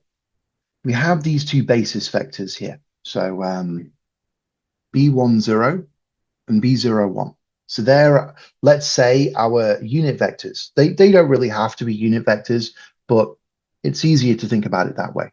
So we have these. They have these coordinates 1, 0 and 0, 1. And then we have this linear map. I'm calling this linear map M. Okay, so it's a map from the plane to itself. And what we're interested in is what this map does to this point P here. And we can already kind of see what it does. It's going to send this point P to this point MP. And so what I want to do is to show you how we can use straight line constructions to determine MP given P. So how does this work? Well, firstly, how is our matrix defined? Well, our matrix is going to be defined by where it sends B10. Let's say it sends that to M B10, and where it sends 0, 1. So let's say it sends that to M 0, 1. Okay, so our matrix sends this unit vector here to here, and it sends this unit vector here to here. And in typical fashion, once that's been fixed, the way that this works on all of the rest of the plane is going to be determined. But how? How does it work? Well, this is the key, okay? Let's think about this point P. Let's say this is the point that we're interested in. So what we can do is we can draw a line which is parallel to this axis, and we can sort of project P down onto this x-axis. So we call that Px. And so now, if we look on this green line here, notice that we have these 3 points here. We have 0, our origin, B10, and Px. And they're going to be 3 points that are spaced out in some way along this line. So now what we want to do is we want that after we do this linear map, we want that this green dashed line is in a way kind of similar to the original green solid line. So what do I mean by that? Well, firstly, how do we get this green dashed line? Well, it's just going to be the line that goes through the origin and M B10. So it's easy to get it. Well, we can see that this point B10 is going to get sent to this point M of B10. And then what we want is that this other point, Px here, we're interested in where that gets sent onto this green dashed line. Because like Px is like the projection of P onto the original green line that we started with. But that green solid line is getting sent to that green dashed line. And so we need to see where Px is getting sent. And we want it so that the 3 points, 0, B10, Px, are sort of similar in the way that they are spaced to the points 0, MB10, and MPX, because they're like the images.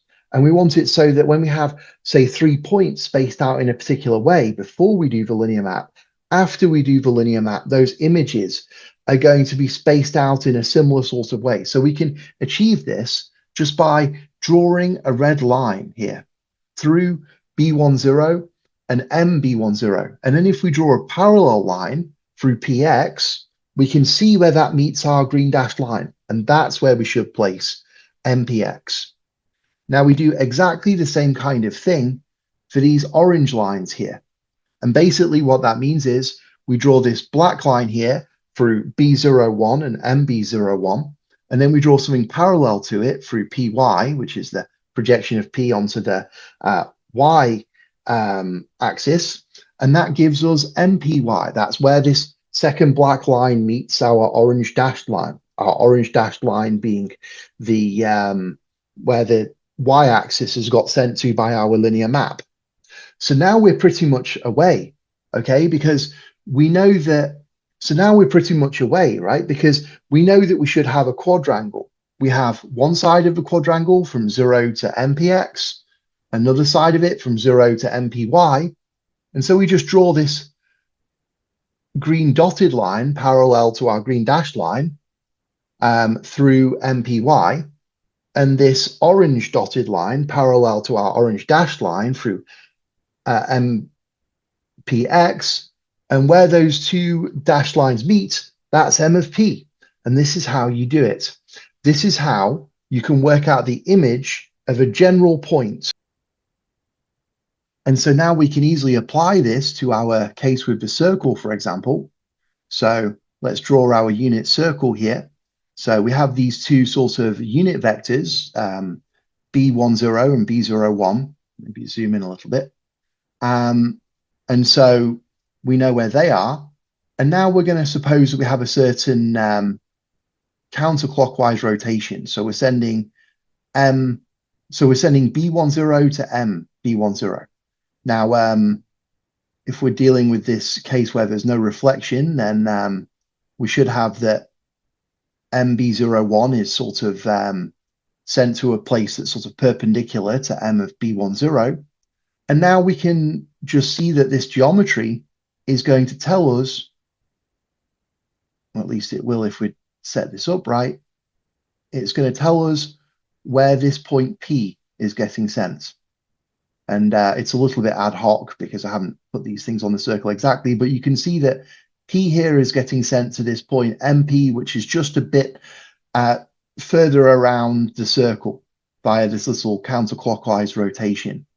And indeed, the sort of angle between these things is similar to the angle from B10 to M of B10. And this would all work exactly if I'd put these things exactly on the circle. Indeed, if you put these points on the circle and follow through that same construction, you can find even more lovely geometric connections here. But basically, hopefully you can see now that to do rotations, we can do it all basically as long as we can draw our original unit circle and we can draw straight lines and we can draw lines that are parallel to one another.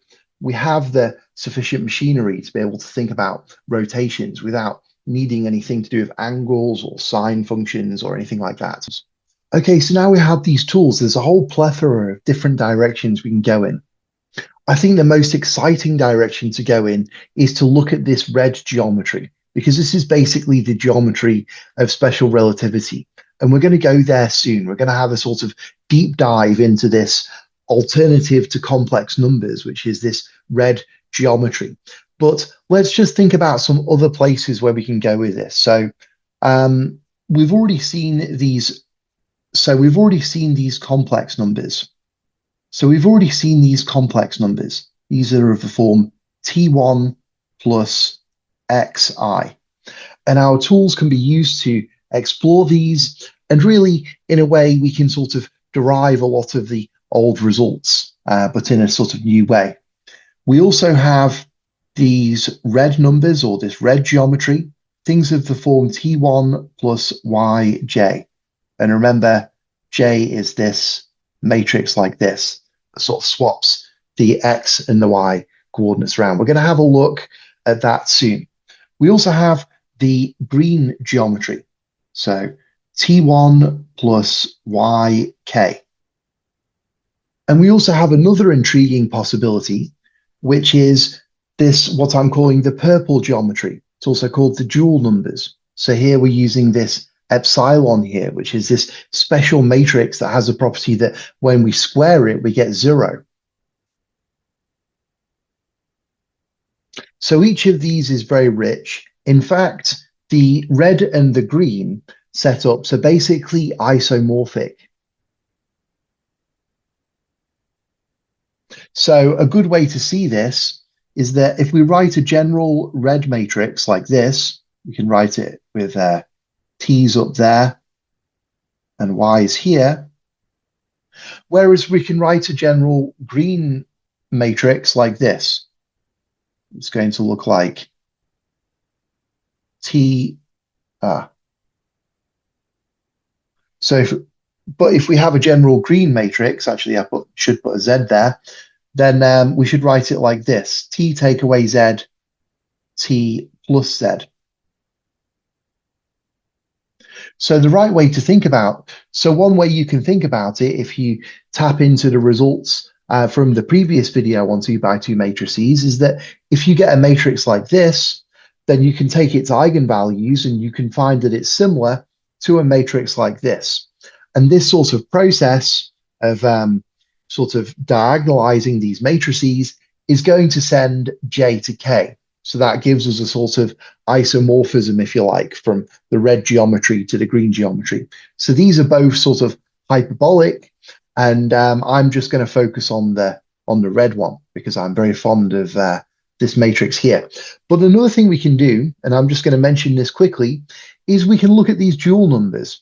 And I think these are also really, really fascinating. So One thing we can ask with these dual numbers is what are all the dual numbers with a determinant equal to 1? So let's call these purple numbers, and we can ask what are the purple numbers with a determinant equal to 1? So this is an important question because once again, we're looking at this kind of SL2 structure, and we always want to find things on this SL2 structure because it's this lovely matrix group. So when we sort of investigate this question, basically we end up investigating what are the determinants of these dual numbers. And so what's the determinant of a matrix like this? Well, it's just a squared. So if we want this determinant to equal 1, which is our condition for belonging to SL2, then we just need that a squared equals 1. So we have that a can be 1 or a can be minus 1. So basically, there are two different kinds of elements in this sort of group, and they're going to be the matrices of this kind of form and of this kind of form. And if you look at this, I think this is really interesting. Like, okay, there are these things that can be either both 1 or both minus 1. In a way, I don't think they're so interesting. Let's just consider the case where these are both 1s. But I think this is very interesting. If we multiply this matrix here by this matrix here, then the result is this matrix here. So even though we're doing matrix multiplication, actually we just end up adding the sort of bits that are times by epsilon. So I find this really kind of interesting. It's like there's some sort of a bridge between multiplication and addition going on here. Okay, so now we get into what's perhaps the most interesting kind of geometry, which is this red geometry here. So with the red geometry, we're considering these numbers of the form T1 plus y times j, where t and y are real numbers. And so if we look at how this dot works, if we do this dot operation on a couple of these red numbers, we get something very interesting.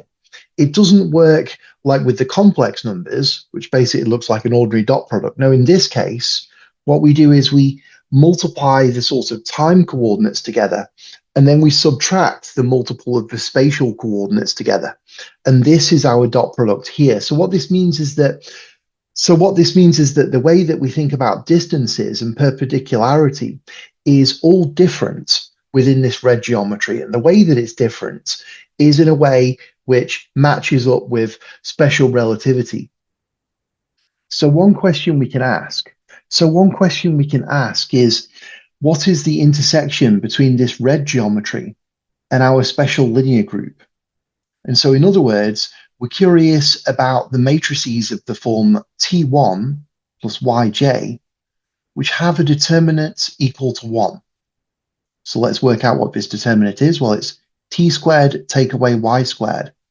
So that equation there, t squared take away y squared equals 1, that's actually the equation of a hyperbola. So when we were working with our ordinary complex numbers, we got a unit circle. Now we have this hyperbola, and points on that hyperbola correspond to things which are, in a sense, kind of like on the unit circle, but for the red geometry.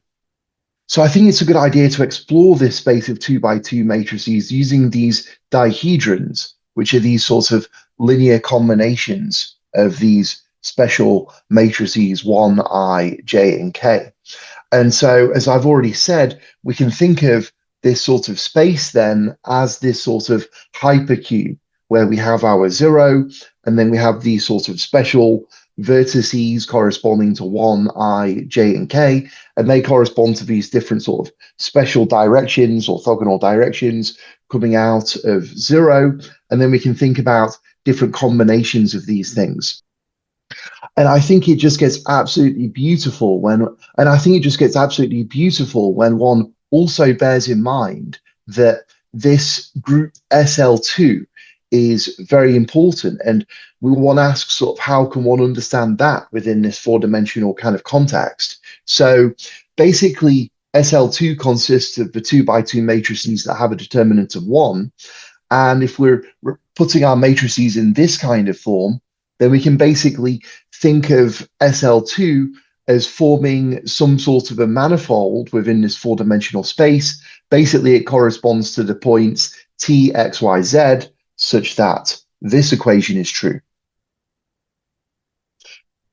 Now, this equation here is forming some sort of like a four-dimensional version of something like a hyperboloid.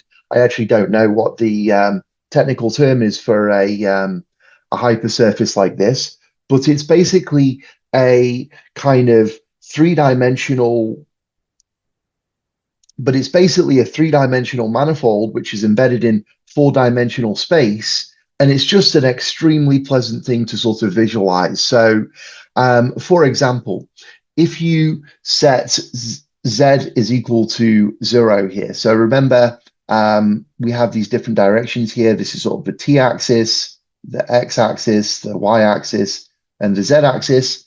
So if we set z is equal to 0, and then we see what form this takes, well, then it's going to be the equation t squared plus x squared take away y squared is 1.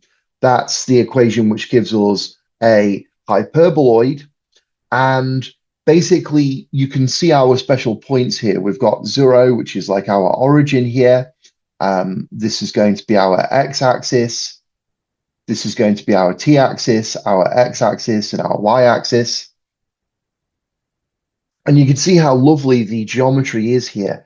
For example, if you just, for example, if you hold y is equal to 0, then you're talking about this kind of plane here.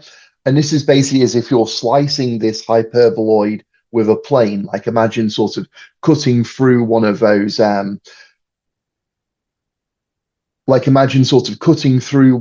cooling towers that you get at power stations, and you'll get this sort of circular cross section. And that corresponds to our blue complex numbers. And we can see we've got our familiar point 1 here and our point I here, and things that are spinning around and all the rest of it. Alternatively, if we hold x fixed, well, that means we're sort of not bothering about this axis here. And so we're sort of getting our cooling tower and we're slicing it this way. So we're sort of slicing straight through the middle of it with this plane that's sort of parallel with the sort of axis of the tower, if you like. And in that case, what we're going to get is this lovely hyperbola here. And that sort of corresponds to the unit circle for our red numbers. And so we can study the geometry of that. So when we were working with our ordinary complex numbers, we got a unit circle.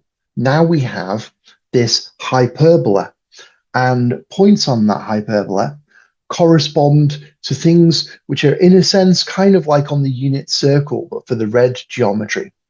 And it's really quite fascinating because much like when we have points on the circle, we can do this sort of rotation where we stay on the circle. A similar thing happens with this sort of red geometry here. So let's have a look at how that works.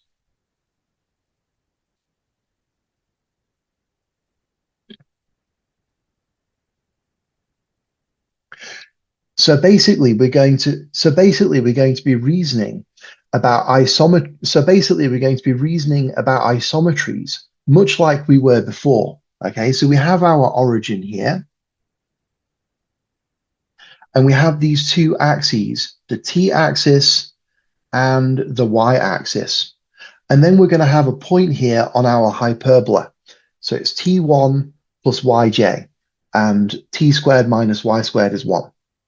So what we're going to think, much like we thought about with our blue complex numbers, we're going to imagine that this 1 here, this identity matrix, is sent by some kind of a isometry or Q-preserving linear map. It's sent to t1 plus yj, like so. And so this might correspond. And so this might correspond to multiplication by a 2 by 2 matrix with determinant 1, for example. Anyway, 1 gets sent over here. And much like with the blue case, we then have to find out where this unit vector, j, is going to get sent. And just like in the case with complex numbers, we have that 1 is perpendicular to j. In other words, the dot of these two is equal to 0. And we can calculate that using this formula here, which tells us how this dot product works for this red geometry. And remember, it's given by this formula here. So this vector is perpendicular to this vector.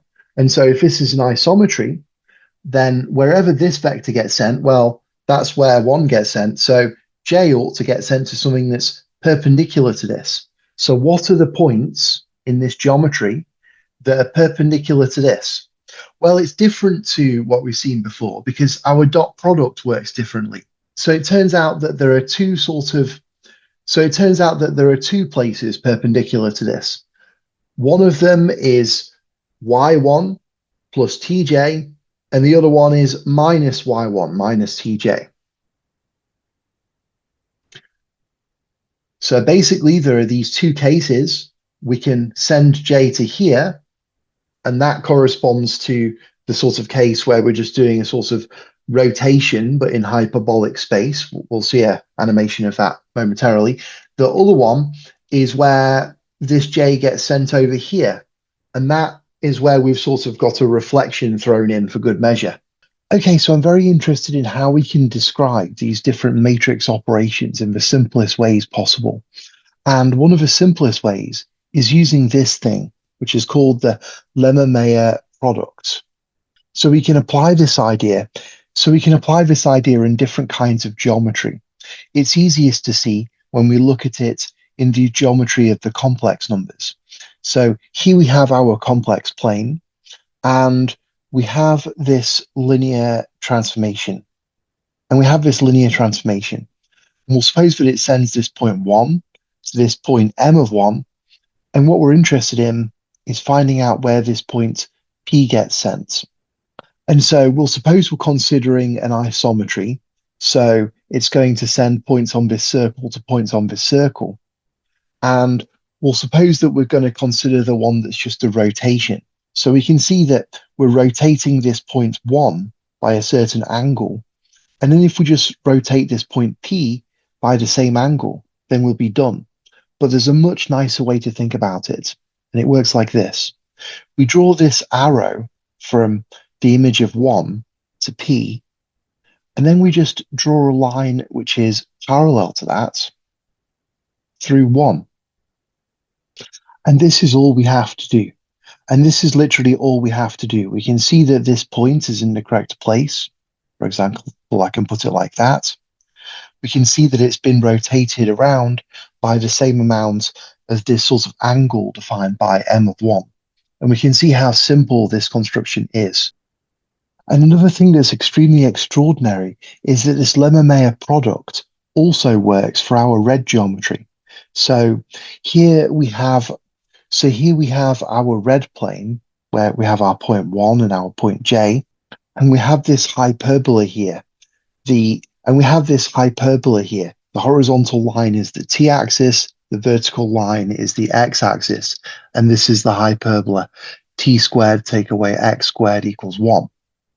And now let's say that we want to, so let's say we want to do a sort of isometry of this. And so let's say we want to do an isometry of this plane. Well, we want to send these red points to these red points. And if we want to do the pure rotation, then let's say we want to send this point 1 to m of 1. Well, then we have this other point P, and we want to find out where that gets sent. Well, we just apply exactly the same method as we did for the circle. So we draw a line from m of 1 to P, and then we just draw a line parallel to that through 1. And then the point obtained by that, we can call it m of P, or m of P acting, or m of 1 acting on P. And if we animate this, we see it go off to infinity and come back from the other side. It's really very, very pleasant. Okay, so I kept claiming that these red numbers are associated with special relativity. And so I think I ought to explain a bit about that. And what I'm going to say next is heavily, heavily borrowed from Norman Wildberger's videos. To be honest, a lot of this whole presentation is. But this one particularly, I think, is a very lovely way of looking at special relativity, which really demystify it for me. And I'm hoping it'll do the same for you. But to be honest, I'm gonna have do a very condensed explanation because I have a lot to talk about. And if it's not clear, I highly recommend if you just type in Norman Wildberger special relativity on YouTube, you'll find lots of videos. He also has another channel called Wild Egg, which I believe you have to pay to be a member of, but it's highly worth it. And he has a lot more videos about physics and special relativity on there, which help to explain things even more. Um, okay, so basically, we want to get at the equations for special relativity and the understanding, but um, the usual approach is somewhat mysterious, right? So what does this is the speed of light special? It seems somehow that the speed of light has a special role in this theory. Well, in this approach to the theory, we don't need to assume we're working with the speed of light. Actually, we'll work with the speed of sound, and we're going to think about bats. Okay, so basically, the point is that you can get similar equations to special relativity if you use sound instead of light, which I think is an extraordinary thing. So, um, what we're going to do is we're going to assume that we have bats, which are in a one-dimensional cave. Now, here I'm going to have space going upwards. So, um, I'm going to refer to up and down, but really these are the directions in the cave, which presumably is actually horizontal cave. And then we have time going across this way. And so we're going to assume that the speed of sound is c, and we're going to assume that it's equal to 1. So basically, in 1 unit of time, sound moves 1 spatial unit, 1 unit of length. So, so an important thing about sound is that if you make a sound, it travels through air at the same rate, irrespective of whether you're moving when you make that sound. So if I'm in a car and I shout out of the car forwards, that shout goes forwards at the speed of sound. It doesn't get the velocity of the car added to it. So we have this because air is sort of like this ether that sound moves in, and it always moves the same way through that ether. So we have time and space, and we imagine there are these bats, and they can send out these pulses of sound as it sonar, and they listen for when it comes back, and this is how they gain information about the world. So one thing that a bat could do if there's a wall that's 1 unit away, they could send a pulse and listen to when it comes back, and that gives them a notion of unit time. So that gives them a notion of a clock, essentially. They can sort of make a squeak, and then the squeak goes and bounces off the wall, and when they hear it, they make another squeak, and that gives a sort of tick, tick, tick, which gives them a sense of time. Now, it's very interesting to think how a bat, so let's imagine we have a bat which is still here. Now, we're not assuming any weird physics here. We're just assuming ordinary Newtonian physics, and that we have a bat and it's just stationary at a particular point. And then we'll think about, well, how is it going to be able to understand about an event? So an event has a time and a location. For us, that's just a position along the line. And so basically the bat can use these pulses that it can make and listen to when it receives them, and those allow it to attribute time and space values to different things. Now, basically, the way that we're going to get special relativity coming out of this is we're going to assume that any bat, even bats which are traveling at constant velocities, are going to use the same convention to determine the time and location of events. And the convention is as follows. So let's say there's an event E. Now that's going to have a particular time and a particular space where it's going to happen. Now, what the bat does is at time t1, it sends out a signal, and then that signal bounces off this event and it bounces back. These lines are sort of going forwards or backwards in space at the speed of sound. And then the difference between these two different times tells us how long the signal was traveling. And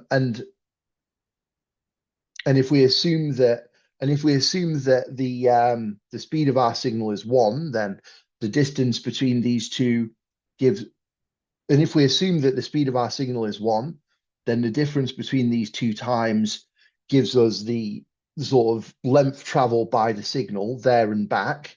So we divide it by 2, and then we get the position of the signal. So here's our formula. It says that the position of a signal, that's what we call x. So then we get this formula here that gives the position of this event. So in other words, we send a pulse out at t1, the pulse comes back at t2, we take the difference between them and divide it by 2, and we say that that is going to be the position of the event. And then the time we ascribe to the event is just the average of the time when we send the signal and the time when we receive the signal.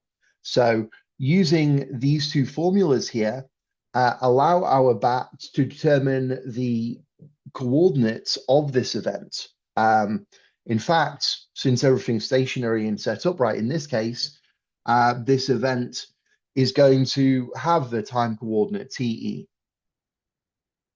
and the x coordinate XE. So it all works out right in this case. Now, the crucial thing we're going to assume is that any bat uses this kind of formula to ascribe a time point and a space point with a particular event. And that another bat might apply this reasoning even though they're moving at a constant velocity. And that's going to give them different results, but those results are going to be related to the original results as described by the Lorentz transformations, where the special relativity comes in. Now, there's one thing that I didn't mention here. So in this case, of course, our space is sort of oriented, up is our positive direction. Well, what if the event happens sort of not in front of the bat or above I'll call this in front and this behind. So what if the event doesn't happen in front of the bat?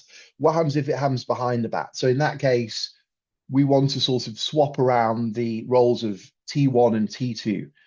So we can use the same formulas, and you can see that now this is giving us the correct position of the event, even though it's behind. So actually, instead of saying that T1 is the time when the signal is emitted and T2 is the time when the signal is received, we can say a bit more elaborately. We can say, okay, T1 is the time when the contact is made with the forwards moving signal, and T2 is the time where the contact is made with the backwards moving signal. Then that factors in these two different cases. But this is just like a weird way that we can make this stuff work with events that happen behind. We'll just focus on this case mostly and just notice that having that convention of potentially swapping around T1 and T2 can handle the other cases. So this is the key picture then. This is what it all comes down to. This is where we're going to get these Lorentz transformations. So what's going on here? Well, we've got our original bat. I'll call it the black bat. It's stationary. So it's here. And now we're going to have another bat that we'll call the red bat. Now, at time 0, the red bat and the black bat are in the same places. But the red bat is moving with respect to the black bat. So here's our black bat, It's so here's our black bat, it's stationary, and then we've got our red bat here, and it's moving with some velocity v relative to the black bat. At time zero, these bats are in the same place. And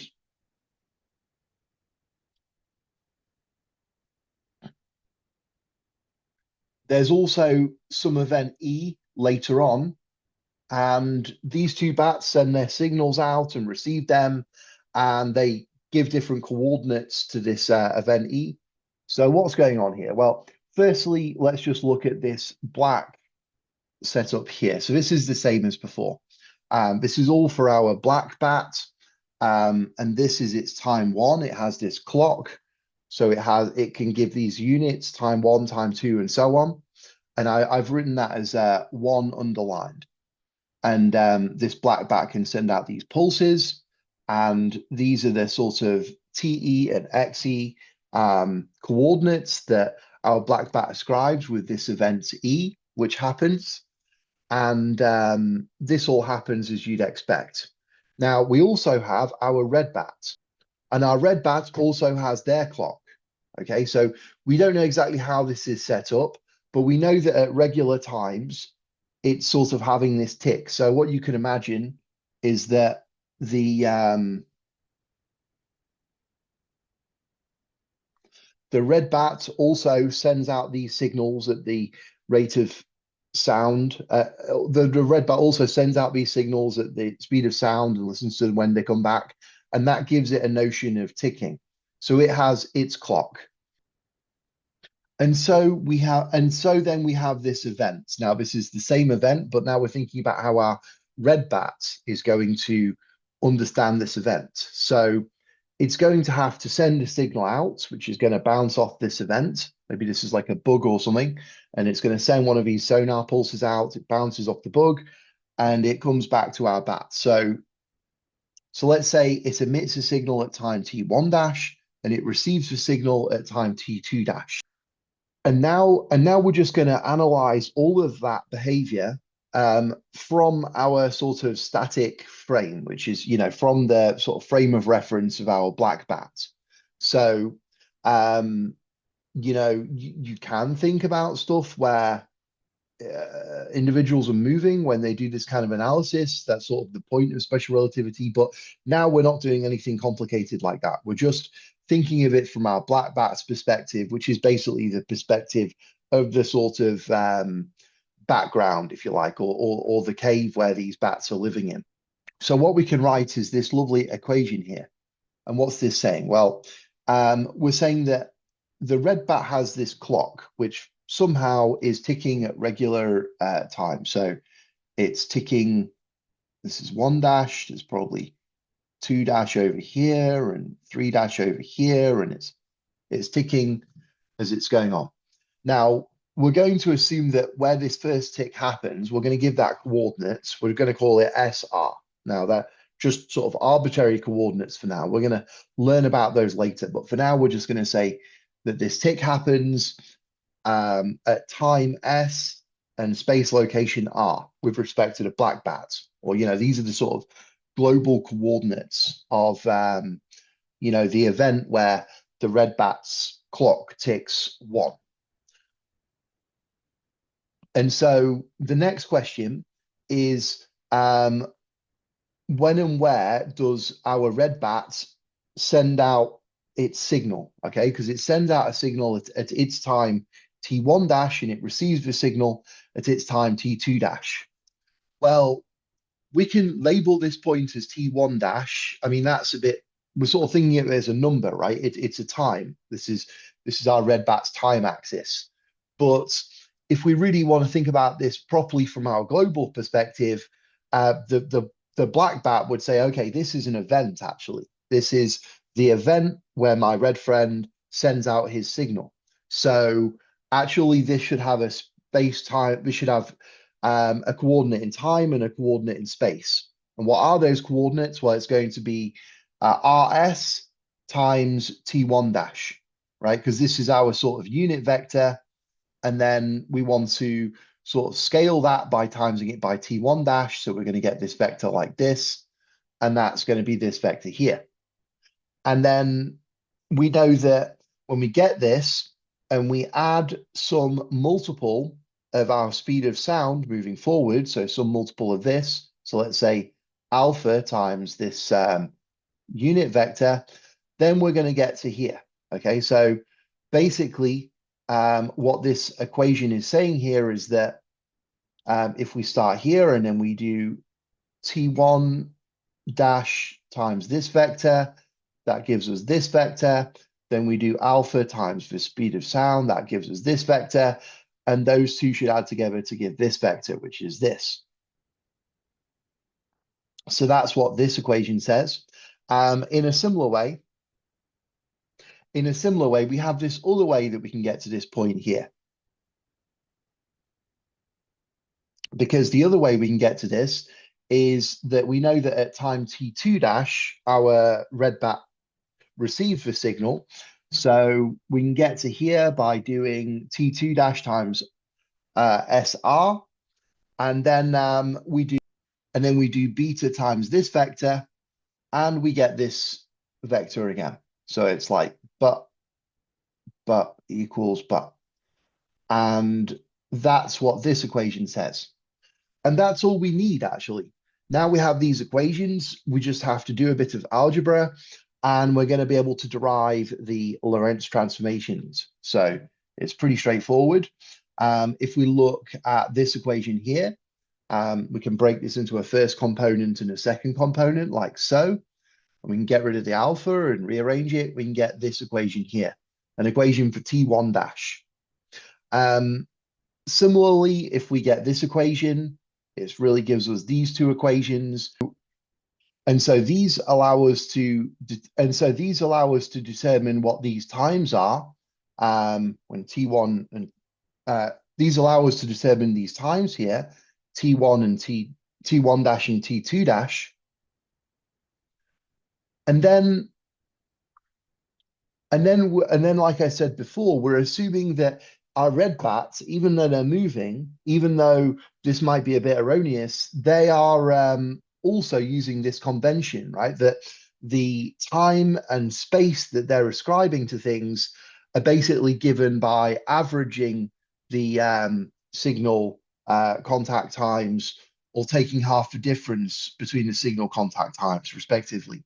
So if we just plug those in, the time that the red bat ascribes to the event is T1 dash plus T2 dash all divided by 2, and we work it out, we get this formula here. Similarly, the position that they ascribe to the event is given by this. And so actually what we have here are the Lorentz transformations. It's a very lovely way of thinking about the Lorentz transformations because with this setup, it could even be that our red bat has a different sort of unit measure, right? Maybe they don't know what a second is. Maybe they're using different units. So far, we've just assumed that these are happening regularly along this line. We're not really assuming too much else. So putting these purple equations we've derived in matrix form, we can write them like this. And so if we write M as this matrix here, then you should recognize that actually this equation here that we've derived can also be written like this, that the time and space that the red bat associates with the event is equal to the inverse of this matrix M here times the time and space where our black bat has the event. And so this equation here, which we could also write as this equation here, where this is M, well, this is basically the Lorentz transformations.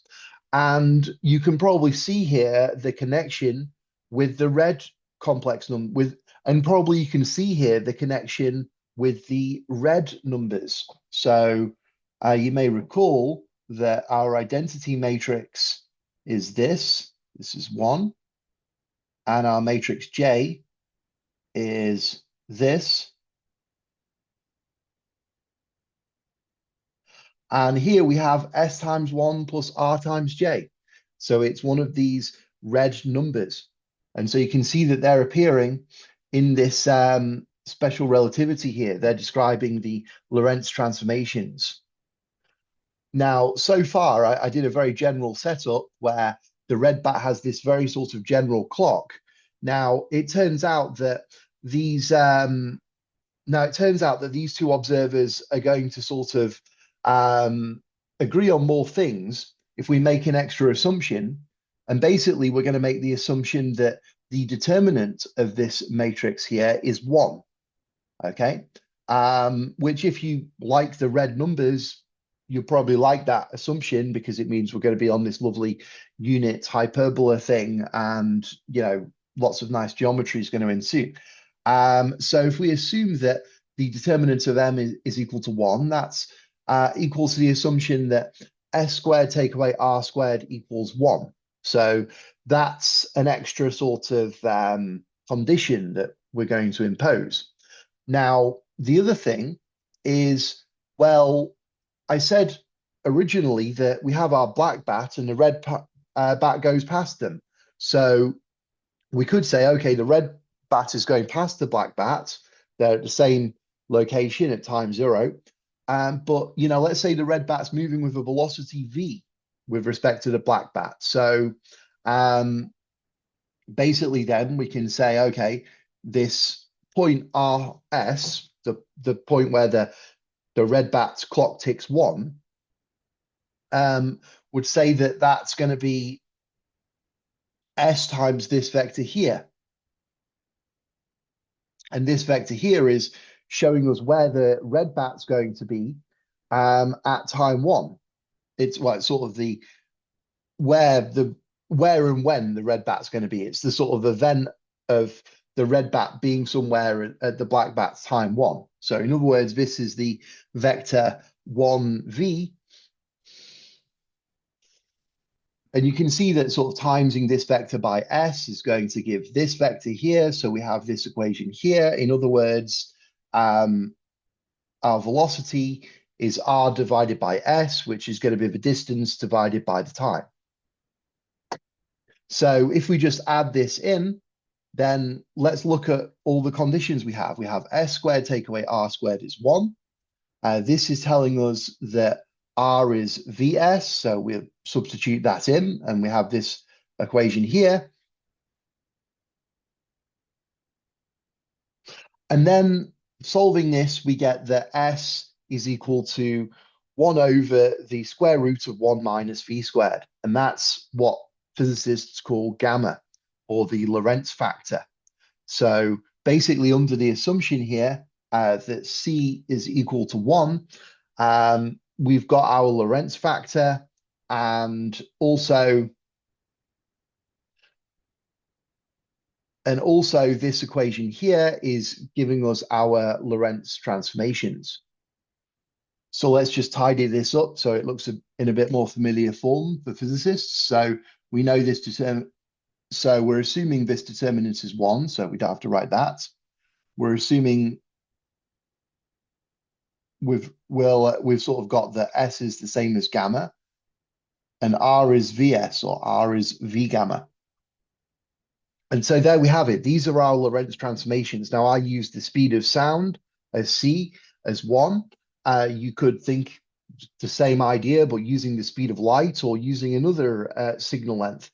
I should say I'm really just scratching the surface of sort of Wildberger's insights into this, which go much deeper. In particular, he often speaks about some of the ideas that Galileo said to do with whether the notion of absolute velocity even makes any sense in physics. But I do just want to say this nice final sort of conclusion here, which is that we've been looking at a matrix of this kind of form with a determinant of 1. So we can write this using our red numbers like this. And you can see that it lies on this sort of unit circle of the red numbers. Okay, so I think I'll finish here. I just wanted to mention a couple of other sort of projects I have to take this further. So here's one thing I've been investigating, which is using this as an alternative basis for this space of 2 by 2 matrices.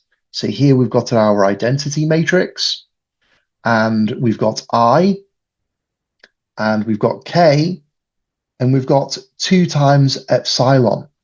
So I think that this is a really interesting way to sweep over these 2 by 2 matrices, because as I've been saying several times, it seems very much important when one's looking at these 2 by 2 matrices, this notion of whether matrices are elliptic, hyperbolic, or parabolic. And here we have one different direction pointing at each of those. And I think that this is a basis for these 2 by 2 matrices, but it really seems to go with the grain in the sense that it picks one direction for each of these sort of fundamentally different kinds of matrices. Now, saying that, the way that matrix multiplication works here is not quite as pleasant as it is for the dihedrons. But then again, we do get a sort of multiplication table for these things. And part of me really wonders if the way that this multiplication table works is somehow connected to physics. Now, part of me really wonders if the way that this matrix multiplication works is related to some other sort of deep topics in mathematics, because really the way that these 2 by 2 matrices are organized into different families really seems to be pointing one to look at this sort of basis. The other thing that I'm very curious about doing is basically looking at what happens with these dihedrons over other fields. So I'll say again that a lot of the things I've said in this video are really just repeating things I've heard from Norman Wildberger. I mean, he's really the one that's, as far as I know, discovered a lot of these things, or certainly the one that's communicated them to me. And one thing that he said is that this algebra of dihedrons works over a general field. So we've very much been talking about the field of real numbers, and we've been marveling at this kind of form here, which gives us the determinant of one of these dihedrons. But, you know, whenever I see this, because I have an education in physics, I think to myself, oh, I do wish this was a minus sign. I do wish that was a minus sign, because if that was a minus sign, well, then we would have Minkowski space. That's the geometry of 3D special. That's the geometry of special relativity, where we have 3 dimensions of space and 1 dimension of time. And so how could we change things so that that happens? Well, what if instead of working over the field of real numbers, we work over the field of complex numbers? And then what we could do is we could either replace t with the square root of -1 times t, and that would make a minus sign appear here. Or we could replace the x with the square root of -1 times x, and that would make a minus sign appear here. Either way, we would then get something that looks a lot more like Either way, we would then end up with something that looks a lot more like special relativity.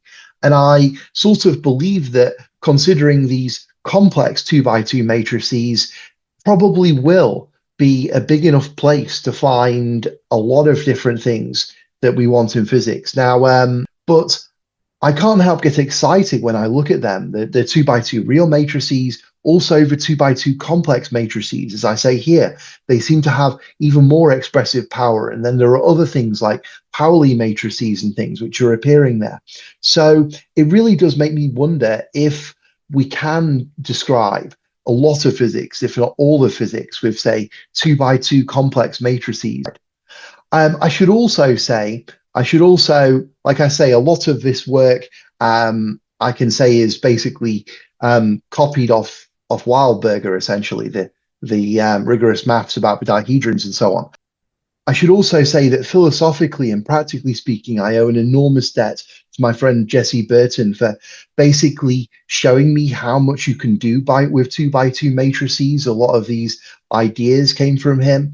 And basically, this philosophy that when one wants to try and understand something like reality, one should really, really, really focus on the absolute simplest things.